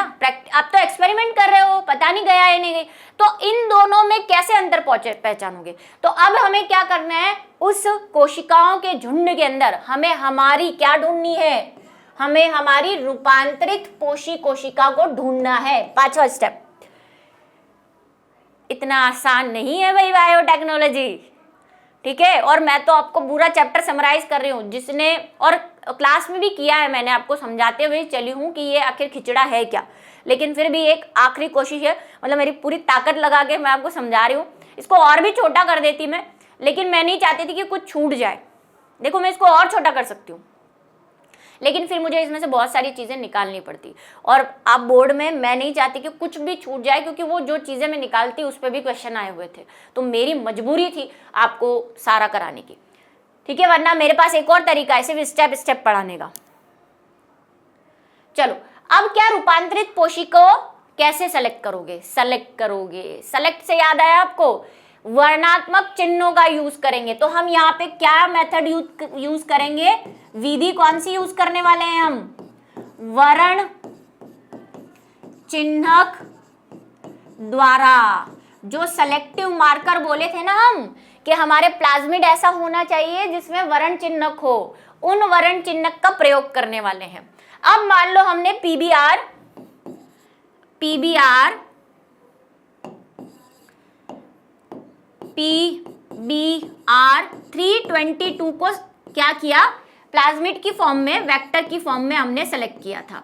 तो हमारे पास यहाँ प्लाज्मिड कौन सा है, PBr 322 है। PBr 322 में हमने बोला कि इसके पास बहुत सारे प्रतिरोधी चिन्ह हैं, इसके पास बहुत सारे प्रतिरोधी चिन्ह हैं, सेलेक्टिव मार्कर है इसके पास। कौन कौन से, एम्पीसिलीन,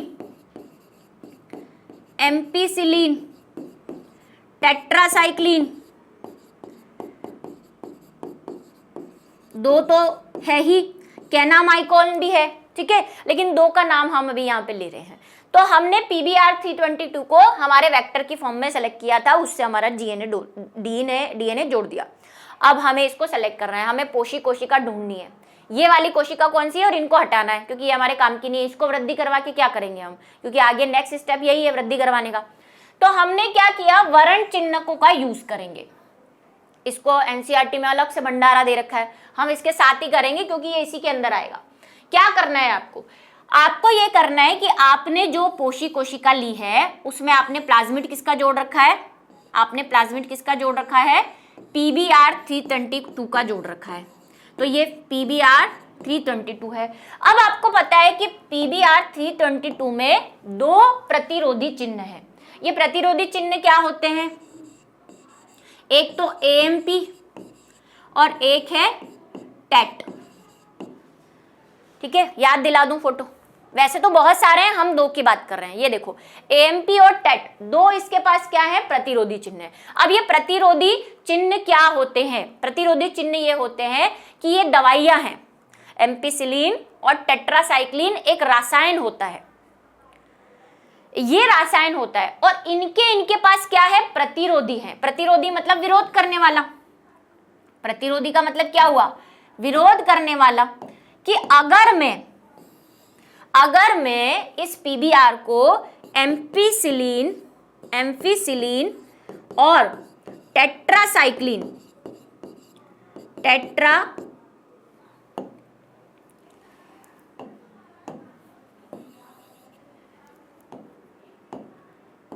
इस पे भी क्वेश्चन आया है भाई, ये किया है हमने, इंपॉर्टेंट क्वेश्चंस के अंदर किया हुआ है, मॉडल पेपर के अंदर आया हुआ है, और एक बार एग्जाम के अंदर भी आया हुआ है, बिहार और यूपी में, ठीक है। एम्पिसिलिन और MP में भी आया हुआ है, ठीक है। टेट्रासाइक्लिन डालूं, इसके अंदर डालूं, ये तो जीन है भाई, ये तो चिन्ह है, ये चिन्ह है, ठीक है, प्रतिरोधी चिन्ह है इनके पास। मैं अगर इसमें दवाई डालूं तो ये दोनों नहीं मरेंगे। क्यों नहीं मरेंगे, क्योंकि इनके पास ऑलरेडी इसका प्रतिरोधी बैठा हुआ है। ये एम्पिसिलिन का प्रतिरोधी है, ये टेट का प्रतिरोधी है। अगर इसमें मैं ये दवाई डालूं तो ये PBr 322 को कुछ नहीं होगा, ये जीवित रहेगा, जीवित रहेगा, ठीक है। इतनी बात समझ में आई है, इतनी बात समझ में आई है। इसी का यूज हम करने वाले हैं, यही षड्यंत्र हम अपनाने वाले हैं। अब हम क्या करेंगे, हमें देखो, हम ये तो पता था कि आगे जाके हमें इसको रूपांतरित पोषी को तो ढूंढना ही है, तो हमने पहले से ही एक कांड कर रखा है। क्या कांड कर रखा है, हमने लिया PBr, अब मैं ये देखो बाहर वाली सेल चलो बना ही देती हूँ, ये पोषी लिया, ठीक है। इस पोषी में जब हमने हमारा ये A जीन इसमें जोड़ा था, तो कहां जोड़ा बताया आपको, ये A जीन हमने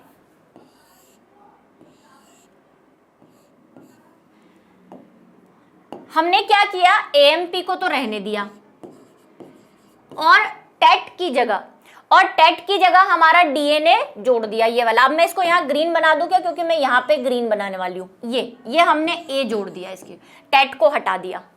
अब क्या सिचुएशन है बताएं, अब सिचुएशन ये है कि अगर मैं इसको टेट दूंगी तो ये मर जाएगा, अगर मैं इसको टेट दूंगी तो मर जाएगा, क्योंकि मैंने टेट वाला जीन हटा दिया। AMP दूंगी तो नहीं मरेगा, राइट। अब मैंने क्या किया, इसको पहले दिया AMP। ऐसी बहुत सारी कोशिकाएं हमारे पास है ना, मैंने पहले ही बोल दिया करोड़ों कोशिकाएं, हमें तो रूपांतरित ढूंढना है। तो ये रूपांतरित है, ये मेरे को अभी दिख रहा है लेकिन सेल के अंदर थोड़ी ना दिखेगा, तो ये रूपांतरित है। और एक ऐसी कोशिका होगी जो अरूपांतरित होगी। अब अरूपांतरित में क्या खेल है, देखो अरूपांतरित में जो हमारा प्लाज्मिड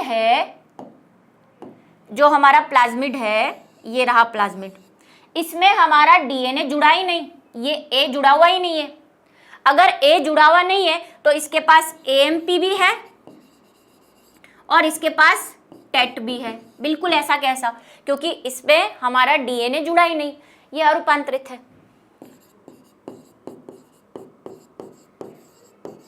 अब मैं क्या करूंगी, पहले इन सब पे, ये तो सब एक साथ ही पड़ी हुई है, इन सब पे मैं एम्पिसिलिन डालूंगी।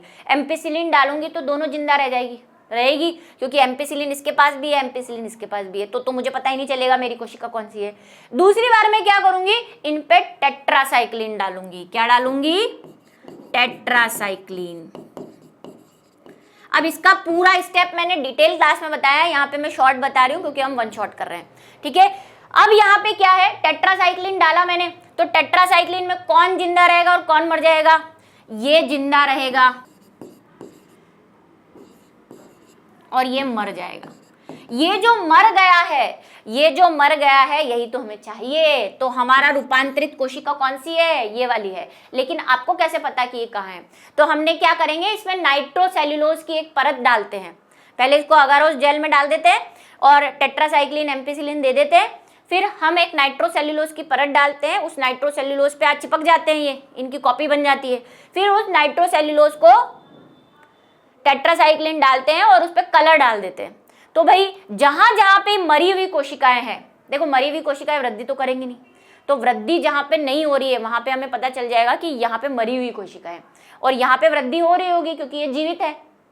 ऐसे बहुत सारी सेल्स है, तो जीवित होगी तो वहां गुच्छा बने जा रहा है, तो हमें पता चल जाएगा ये तो जीवित है।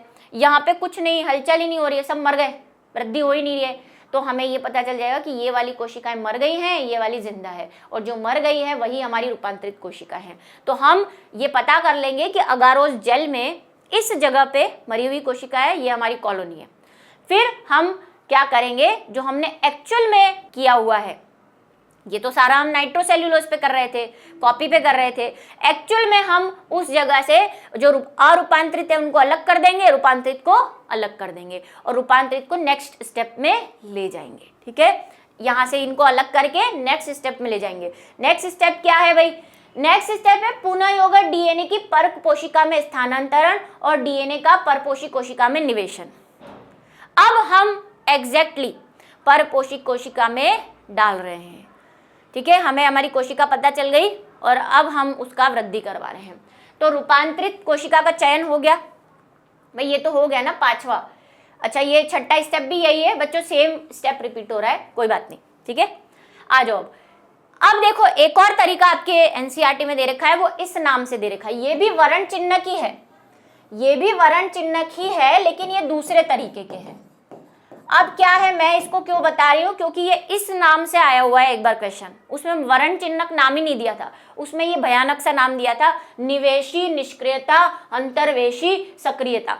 ये कुछ नहीं, ये भी वर्ण चिन्ह के, लेकिन ये अलग प्रकार के हैं। क्या अलग प्रकार के हैं, सुनो। इसमें कलर शो होता है, इसमें देखो कलर शो नहीं हो रहा, इसमें तो जो मर गया वो हमारा, जो जीवित है वो हमारा नहीं है। यहाँ पे कलर की हेल्प से मदद लेते हैं हम, ये कलर शो कर देंगे तो आपको पता चलेगा जहां ब्लू कलर आ रहा है, कहां ब्लू कलर नहीं आ रहा। अब ये होता क्या है, इसमें क्या होता है, सेम चीज। इसमें देखो हम जो प्लाज्मिड ले रहे हैं उसमें एक बीटा गैलेक्टोज प्रकार का क्या है, जीन है। ये बीटा गैलेक्टोज की खासियत होती है कि ये ब्लू कलर देता है।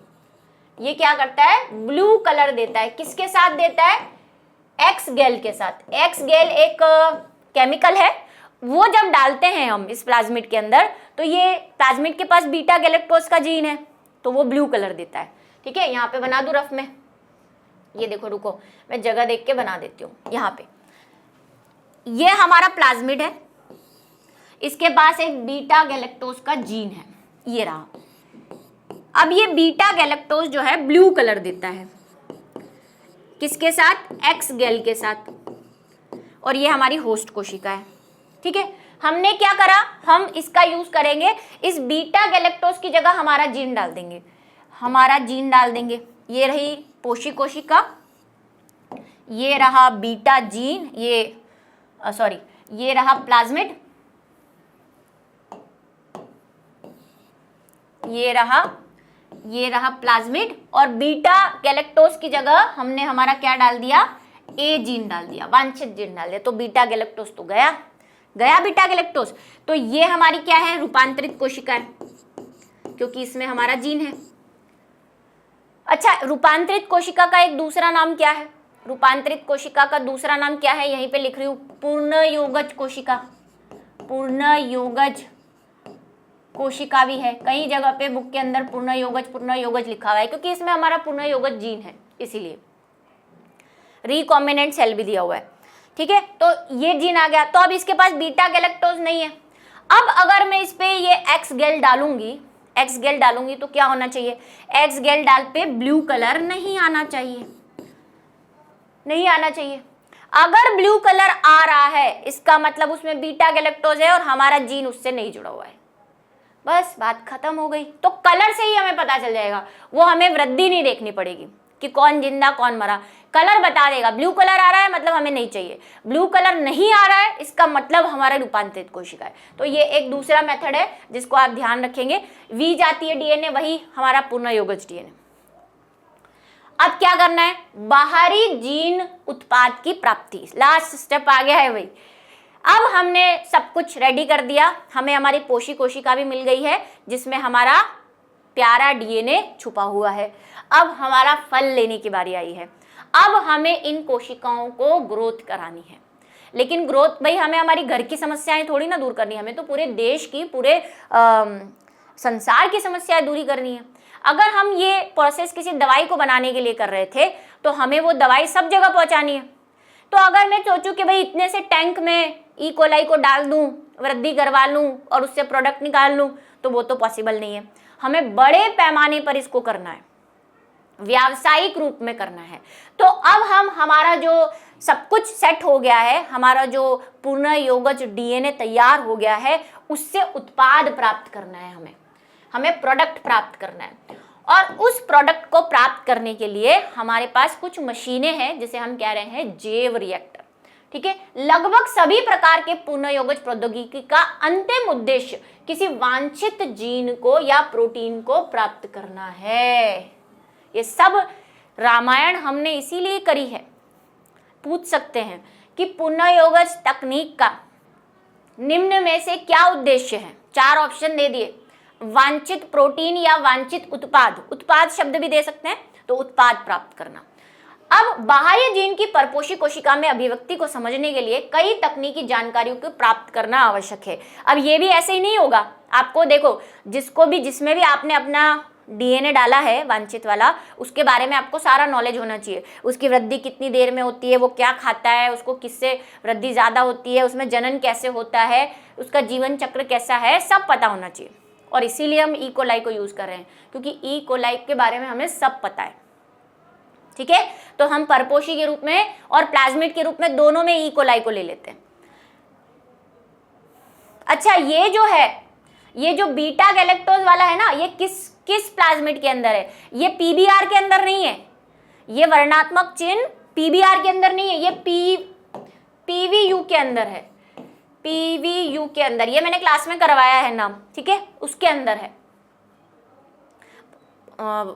ई कोलाई वाले में तो वही है, एम्पिसिलिन और टेट्रासाइक्लिन। अच्छा, अब हम क्या कर रहे हैं? प्रोटीन को कोड करना चाहते हैं, तो इसके लिए हमें संवर्धन मतलब कल्चर करना है, संख्या बढ़ानी है। तो 2 प्रकार के चीजें यूज करेंगे, एक तो बैच संवर्धन और एक सतत संवर्धन। क्या फर्क है दोनों में सुन लो, एनसीईआरटी में नहीं दिया, मैं बता रही हूँ।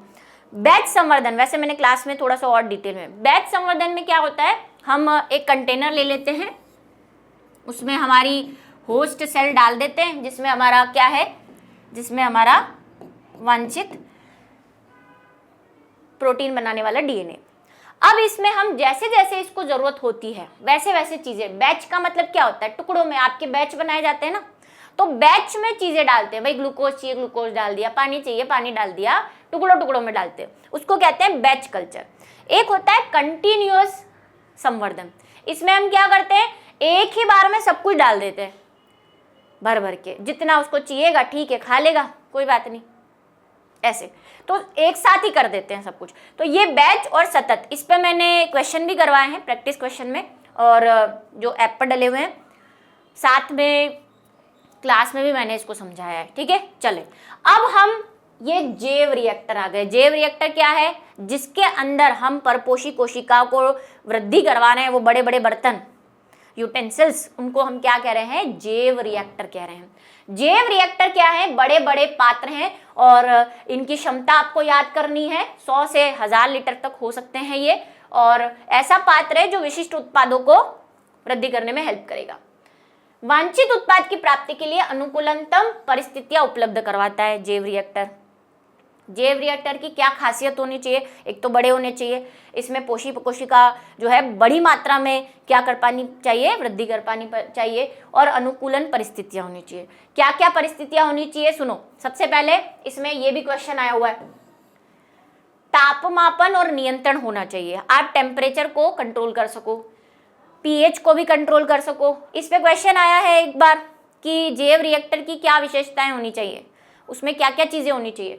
उसमें एंटीफॉर्म पंप होना चाहिए। देखो बैक्टीरिया ग्रो करते हैं, चाहे वो ऑक्सीकारी हो चाहे अनऑक्सीकारी हो, वो जब श्वसन लेंगे तो वहाँ पे बबूले फॉर्म बन जाता है। जब बैक्टीरिया वृद्धि करते हैं ना, तो यहाँ पे बहुत सारा फॉर्म बन जाता है। अब ये फॉर्म बन जाएगा तो उनकी वृद्धि में विघ्न आएगा, क्योंकि ऑक्सीजन प्रॉपरली आ जा नहीं रही है। तो इस फॉर्म को हटाने के लिए क्या होते हैं, एंटीफॉर्म पंप होते हैं। वायु को बुलबुलों के माध्यम से प्रवेश कराना। अगर ये जो बैक्टीरिया है वो ऑक्सीकारी है तो उसको ऑक्सीजन चाहिएगी, तो आप क्या करोगे, निरंतर इसमें वायु प्रवाहित करते रहोगे ताकि उसको ऑक्सीजन मिलती रहे। प्रदर्श को निरीक्षण की सुविधा रहेगी। ठीक है, जो भी आपका सैंपल है जो आपने डाला है उसमें वृद्धि करने के लिए, उसको आप देख पाओ कि हाँ सही से वृद्धि कर रहा है कि नहीं, कुछ गड़बड़ तो नहीं हो गई है, ऐसे। तो ये सारे खासियत, इसके साथ ही ये भी आप छठा पॉइंट बना के भी लिख सकते हो, चाहो तो इसका छठा पॉइंट बना के भी लिख सकते हो बच्चों, ये इसी के साथ ही है। इसके साथ ही आधारी पदार्थ जैसे कि लवण, विटामिन, ऑक्सीजन आदि की पर्याप्त मात्रा के रखरखाव की भी व्यवस्था होनी चाहिए। ये है जैव रिएक्टर। अब जैव रिएक्टर हमारे पास दो प्रकार के हैं, एक तो है विलोडक होज रिएक्टर, इस पे भी क्वेश्चन आया हुआ है। बताओ बच्चों मैं क्या करूं, मेरे पास कोई सॉल्यूशन नहीं है। वैसे मैंने इंपॉर्टेंट क्वेश्चंस करवाए हैं चैप्टर नंबर 12 के भी और चैप्टर नंबर 11 के भी करवा दूंगी, पर इंपॉर्टेंट का मतलब देखो, अब मैंने कहा सब पे क्वेश्चन आए हुए हैं, इंपॉर्टेंट में मैं हमेशा उन क्वेश्चंस को लेती हूँ जो ज़्यादा बार रिपीट हुए हैं, क्योंकि फिर तो पूरा चैप्टर ही हो जाएगा अगर एक भी बार आए हुए क्वेश्चन को मैं इंक्लूड कर दूँ तो, क्योंकि इस चैप्टर से भी सब पे क्वेश्चन आया हुआ है। सब पे क्वेश्चन ये आया हुआ था कि विलोडक होज रिएक्टर क्या होते हैं, और एक बार ये क्वेश्चन आया हुआ है कि विलोडक होज रिएक्टर और दूसरे जो हैं स्टीयर वाले, उनमें क्या अंतर है, ऐसा क्वेश्चन आया हुआ है। और एमसीक्यू में भी हमने ये क्वेश्चन किया है, एमसीक्यू में भी आया हुआ है। एक सरल विलोडक होज reactor stirred tank stainless steel का बना होता है, ये बात ध्यान रखें, जितने भी जैव रिएक्टर है वो स्टेनलेस स्टील के बने होंगे, वरना जंग लग जाएगा भाई उसमें। ये रहा, इसमें देखो क्या है, इसमें वो सब तो है ही, ताप नियंत्रण और पीएच नियंत्रण वो तो दोनों में है। फर्क क्या है, फर्क है कि इसमें ऐसी एक लंबी सी पाइप होती है और पंखे लगे होते हैं, और ये पंखे घूम रहे हैं ऐसे, ताकि हवा जो है वो अच्छे से मिल जाए हमारे पोषक स्तर में। दूसरा, कोई भी एक जगह पे वृद्धि नहीं हो जाए, है ना। मान लो यहाँ पे तो भाई बैक्टीरिया ग्रो ही करा जा रहा है, इधर कुछ नहीं हो रहा, इधर ही ग्रो करा जा रहा है, तो फिर एक जैसी वृद्धि हो सब जगह पे, इसके लिए इसको हिलाने के लिए भी ये हेल्पफुल रहता है। ठीक है, इसमें भरे माध्यम में अवयव को मिलाने के लिए इसकी तली पर क्या होता है, उत्तल होती है। अच्छा, ये क्वेश्चन आया हुआ है कि विलोडक होज रिएक्टर की तली कैसी होती है। देखो किसी ने डायग्राम देखा होगा, और अगर ये क्लास में नई चीज देखी है तो वो तो मारा जाएगा। देखो उत्तल है, कॉन्वेक्स है, ऐसे ऐसे क्वेश्चन भी आ जाते हैं सिंपल से। हर डायग्राम को बारीकी से देखा करो, ठीक है। ये तो मैंने लिखवा ही दिया, पीएच वगैरह होती है, उत्तल भी होता है। उसके बाद इसमें देखो विशालकाय होते हैं और हजारों लीटर संवर्धन किया जा सकता है, बहुत बड़े होते हैं। इसमें उत्पन्न ऊष्मा के कारण बढ़े हुए ताप को कम करने और चारों ओर ठंडा पानी डालने की व्यवस्था होती है। ये विलोडक वाले की बात कर रहे हैं। इसका विलोडक माध्यम समांगी मिश्रण व ऑक्सीजन के सभी स्थानों पर पर्याप्त उपलब्धता को सुनिश्चित करता है। दूसरे हैं कौन से? दंड विलोडक, जैव रिएक्टर या स्पाज्ड, दोनों नाम याद करने हैं आपको, इंग्लिश वाला भी और हिंदी वाला भी। दंड विलोडक में क्या होता है, डायग्राम देखो। दंड विलोडक में इतना फर्क है, इसमें भी वो सब कुछ है जो वहां है, बस फर्क इतना है कि इसमें, उसमें तो पंप ऐसे पंखे लग रहे थे, इसमें पंखे नहीं है। इसमें एक ऐसी रोड डाली हुई है और ये डाला हुआ है स्पार्जर जिसको कह रहे हैं। ये स्पार्जर क्या कर रहा है, यहाँ से हवा आ रही है और स्पार्जर में छेद बने हुए हैं और स्पार्जर में छेद है और यहाँ से हवा आ रही है और ये हवा बाहर निकल रही है। तो हवा जब पानी में बाहर निकलेगी तो बुलबुले बनाएगी, तो ये बुलबुले बन रहे हैं। ये फर्क है उसमें और इसमें, ठीक है, तो आपको ये ध्यान रखना है। आ जाओ, स्टीयर्ड जैव रिएक्टर का परिवर्तित रूप है, थोड़ा सा उसको चेंज कर दिया, चपटे फलक वाला है। ये देखो इसका फलक चपटा है, उसका उत्तल था। उसके बाद वायु जो है बुलबुले के रूप में निकलती है और एक स्पार्जर का प्रयोग किया जाता है। काम इसका यही है, ऑक्सीजन देना, ठीक है, उसका भी काम यही था, ऑक्सीजन अच्छी तरह से मिल जाए। लेकिन इसमें हवा भी डाली जा रही है अंदर से, उसमें तो सिर्फ पंखे घूम रहे हैं, यहाँ पे हवा डाली जा रही है तो हवा अंदर की तरफ जा रही है, ठीक है, ये चीज है। अब हमने क्या कर लिया, इन बायो रिएक्टर में हमारे उसको डाल दिया, जो भी हमारा पोषक था, जैसे मैंने कहा वो इकोलाई भी हो सकता है, उसको डाल दिया, अच्छे से वृद्धि हो गई, बहुत सारे बैक्टीरिया अंदर बन गए। अब उससे हमें हमारा प्रोटीन निकालना है। प्रोटीन निकालना है तो उसके लिए जो हम स्टेप काम में लेंगे उन्हें हम कहते हैं अनुप्रभाव या डाउन स्ट्रीम प्रोसेस। जो लास्ट वाला स्टेप था, याद आया आपको, मैंने कहा था लास्ट स्टेप यहाँ पे 7वें नंबर का था शायद, मैंने लिखा था इसमें हम अनुप्रभाव पढ़ेंगे, ठीक है, वो इसके साथ ही है, जैव रिएक्टर के साथ ही है ये वाली चीज भाई। इसी के साथ देखो ये जो 7वां स्टेप है ना, इसी के अंदर जैव रिएक्टर भी है और इसी के अंदर अनुप्रवाह भी है, क्योंकि उसी का हिस्सा है ये। अब ऐसा तो है नहीं कि जो चीज हमने बनाई है, जो चीज हमने बनाई, हमने वृद्धि करवा ली बैक्टीरिया की और उसको निकाला और मार्केट में बेच दिया, ऐसा थोड़ी होगा। अभी तो आपको उसको अलग करना है, उसमें कुछ इम्प्योरिटीज है, कुछ अशुद्धियां हैं, उनको भी अलग करना है। तो अनुप्रवाह के अंदर हम ये सारे स्टेप्स करेंगे। इस पे भी क्वेश्चन आया हुआ है एक बार कि अनुप्रवाह में निम्न में से कौन सा चरण नहीं होता। ये मैंने करवाया है एमसीक्यू, इसलिए मुझे याद है कि मुझे सारे एमसीक्यू याद है कि मैंने क्या करवाए हैं। स्पेशली मैं बार बार बोल रही हूँ, सारे एमसीक्यूज चैप्टर के और वन शॉट देखना मत भूलना, और इम्पॉर्टेंट क्वेश्चंस चाहे कुछ हो ना हो ये ज़रूर देख लेना। जिनके एमसीक्यूज बहुत ज़्यादा आते हैं वो तो स्पेशली सारे चैप्टर के एमसीक्यू दे देना, मैं सबके दे रही हूँ। 13 तक पहुँच गए हम, ठीक है, और 14, 15, 16 हो जाएंगे, ठीक है, और 11 का वन शॉट चल रहा है। सब मेरी तरफ से देखो, पूरा आपको 100% कंट्रीब्यूशन है और मुझे लगता है आपको इससे मदद मिल रही होगी। आप कमेंट शेयर ज़रूर करते होंगे और बताते होंगे कि कैसा हुआ है, क्या हुआ है, कैसे चल रहा है। तो बिल्कुल हमारी तरफ से, मेरी तरफ से पूरा टाइम पे सिलेबस सब कुछ मैंने दे दिया है। इससे ज़्यादा मैं आपके लिए क्या कर सकती हूँ बताओ, और वो भी कर दूंगी मैं। चलिए अब हमें क्या करना है, अब हमें अनुप्रवाह डाउन स्ट्रीम, इसका इंग्लिश नाम भी याद करना है। जैव संश्लेषण अवस्था पूरी होने के बाद जो आपने अभी ऊपर की उसी को हम जैव संश्लेषण कह रहे हैं, है ना। आपने पूरा प्रोडक्ट ग्रोथ करवा लिया, अवस्था करने के बाद हमें प्रसंस्करण करना पड़ता है। प्रसंस्करण का मतलब होता है प्रोसेसिंग। ऐसे ही मार्केट में नहीं भेजेंगे, इसकी प्रोसेसिंग करेंगे, इसका शोधन करेंगे। यही दो नाम थे ऑप्शन के अंदर। प्रसंस्करण यानी प्रोसेसिंग करेंगे, शोधन का मतलब होता है शुद्धिकरण। शुद्धिकरण, प्योरिफिकेशन जिसको हम बोलते हैं, उसको प्योर करना पड़ेगा भाई। उसके अंदर अभी बहुत सारी इम्प्योरिटीज है, उसको अलग करके आपको प्रोडक्ट को प्योर करना पड़ेगा। इस प्रक्रम में सबसे पहला स्टेप है पृथक्करण। सबसे पहले आप उसको अलग करोगे वहां से आपका प्रोटीन, उसके बाद सेकेंड स्टेप करोगे शुद्धिकरण, जो शोधन के अंदर आएगा, ठीक है। पद शामिल है और इन्हीं को सम्मिलित रूप से अनुप्रवाह संसाधन भी कहते हैं। एक और स्टेप जो आपको याद रखना है, पैकिंग। पैकिंग भी इसी के अंदर आएगा। भाई आपने जो प्रोडक्ट हुआ ऐसे खुले थोड़ी बेचोगे, उसको पैक भी करोगे, ठीक है। तो पैकिंग आपको आइसोलेट करना है, शुद्धिकरण करना है, फिर उसकी प्रोसेसिंग या पैकिंग करनी है, फिर मार्केट में बेचना है। तो अनुप्रवाह के अंदर तो मेन 2 स्टेप है, लेकिन जो क्वेश्चन पूछा हुआ था उसमें पैकिंग भी था और एक ऑप्शन गलत था, तो बिल्कुल आप ध्यान रखें इसको, ठीक है। उत्पाद में उचित परिरक्षक, हाँ ये परिरक्षक वाला, इसको भी तीसरा, पैकिंग के साथ परिरक्षक भी है, ये वाला था, सॉरी मैंने पैकिंग बोल दिया, पैकिंग नहीं है, परिरक्षक है, ठीक है, इसको करेक्ट कर लेना। परिरक्षक मिलाएंगे, परिरक्षक क्यों मिलाएंगे? जो प्रोटीन, जो चीज़ आप मार्केट में बेच रहे हैं, कोई भी चीज़ वो खराब भी तो हो सकती है, तो आपको उसके अंदर प्रिजर्वेटिव, तो तीसरा स्टेप क्या है? ये सब डाउन स्ट्रीम प्रोसेस है। क्या होता है डाउन स्ट्रीम प्रोसेस? ये सवाल भी पूछा हुआ है।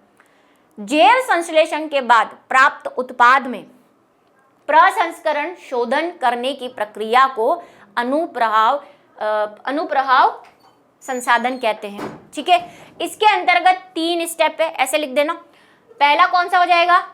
पृथक्करण, शुद्धिकरण, और तीसरा हो जाएगा आपका प्रिजर्वेशन यानी कि परिरक्षण करना, ठीक है। यहाँ पे तो सिर्फ 2 ही शामिल है क्योंकि एनसीईआरटी में ऐसे ही लिखा हुआ है, लेकिन हम थोड़ा उसको ढंग से तरीके से करेंगे।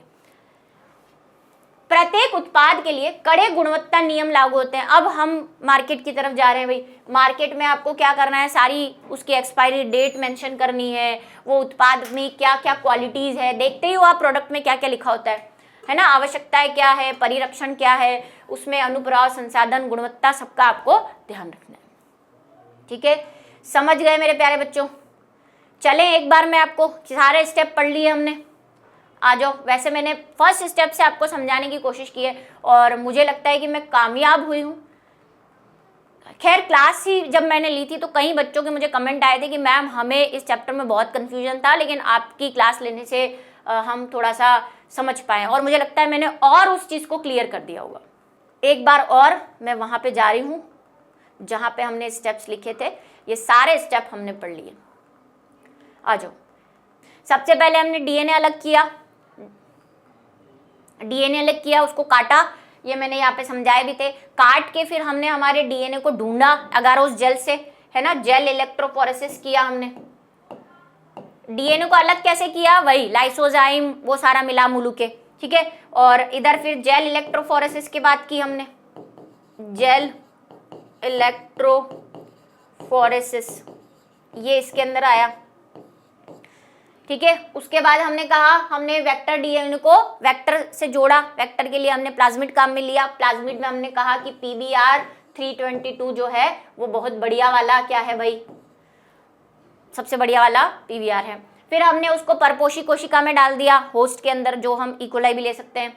इकोलाई डालने के बाद हमें उसका संवर्धन करना है, बीच में हमें चेकिंग भी करनी है, रूपांतरित कोशिका की चेकिंग करनी है ना भाई, कि परपोषी कोशिका में गया कि नहीं गया। अच्छा, इसमें डालने के विधि भी पढ़ी हमने, जीन गन, है ना, माइक्रो इंजेक्शन, ये विधियां पढ़ी कि डाला तो डाला कैसे भाई, ऐसे थोड़ी यूं ले डाल दिया, ऐसे नहीं डाला। उसके बाद हमने क्या किया, वांछित उत्पाद का निष्कर्षण किया, जिसमें हमने ये अनुप्रवाह प्रोसेस पढ़ा।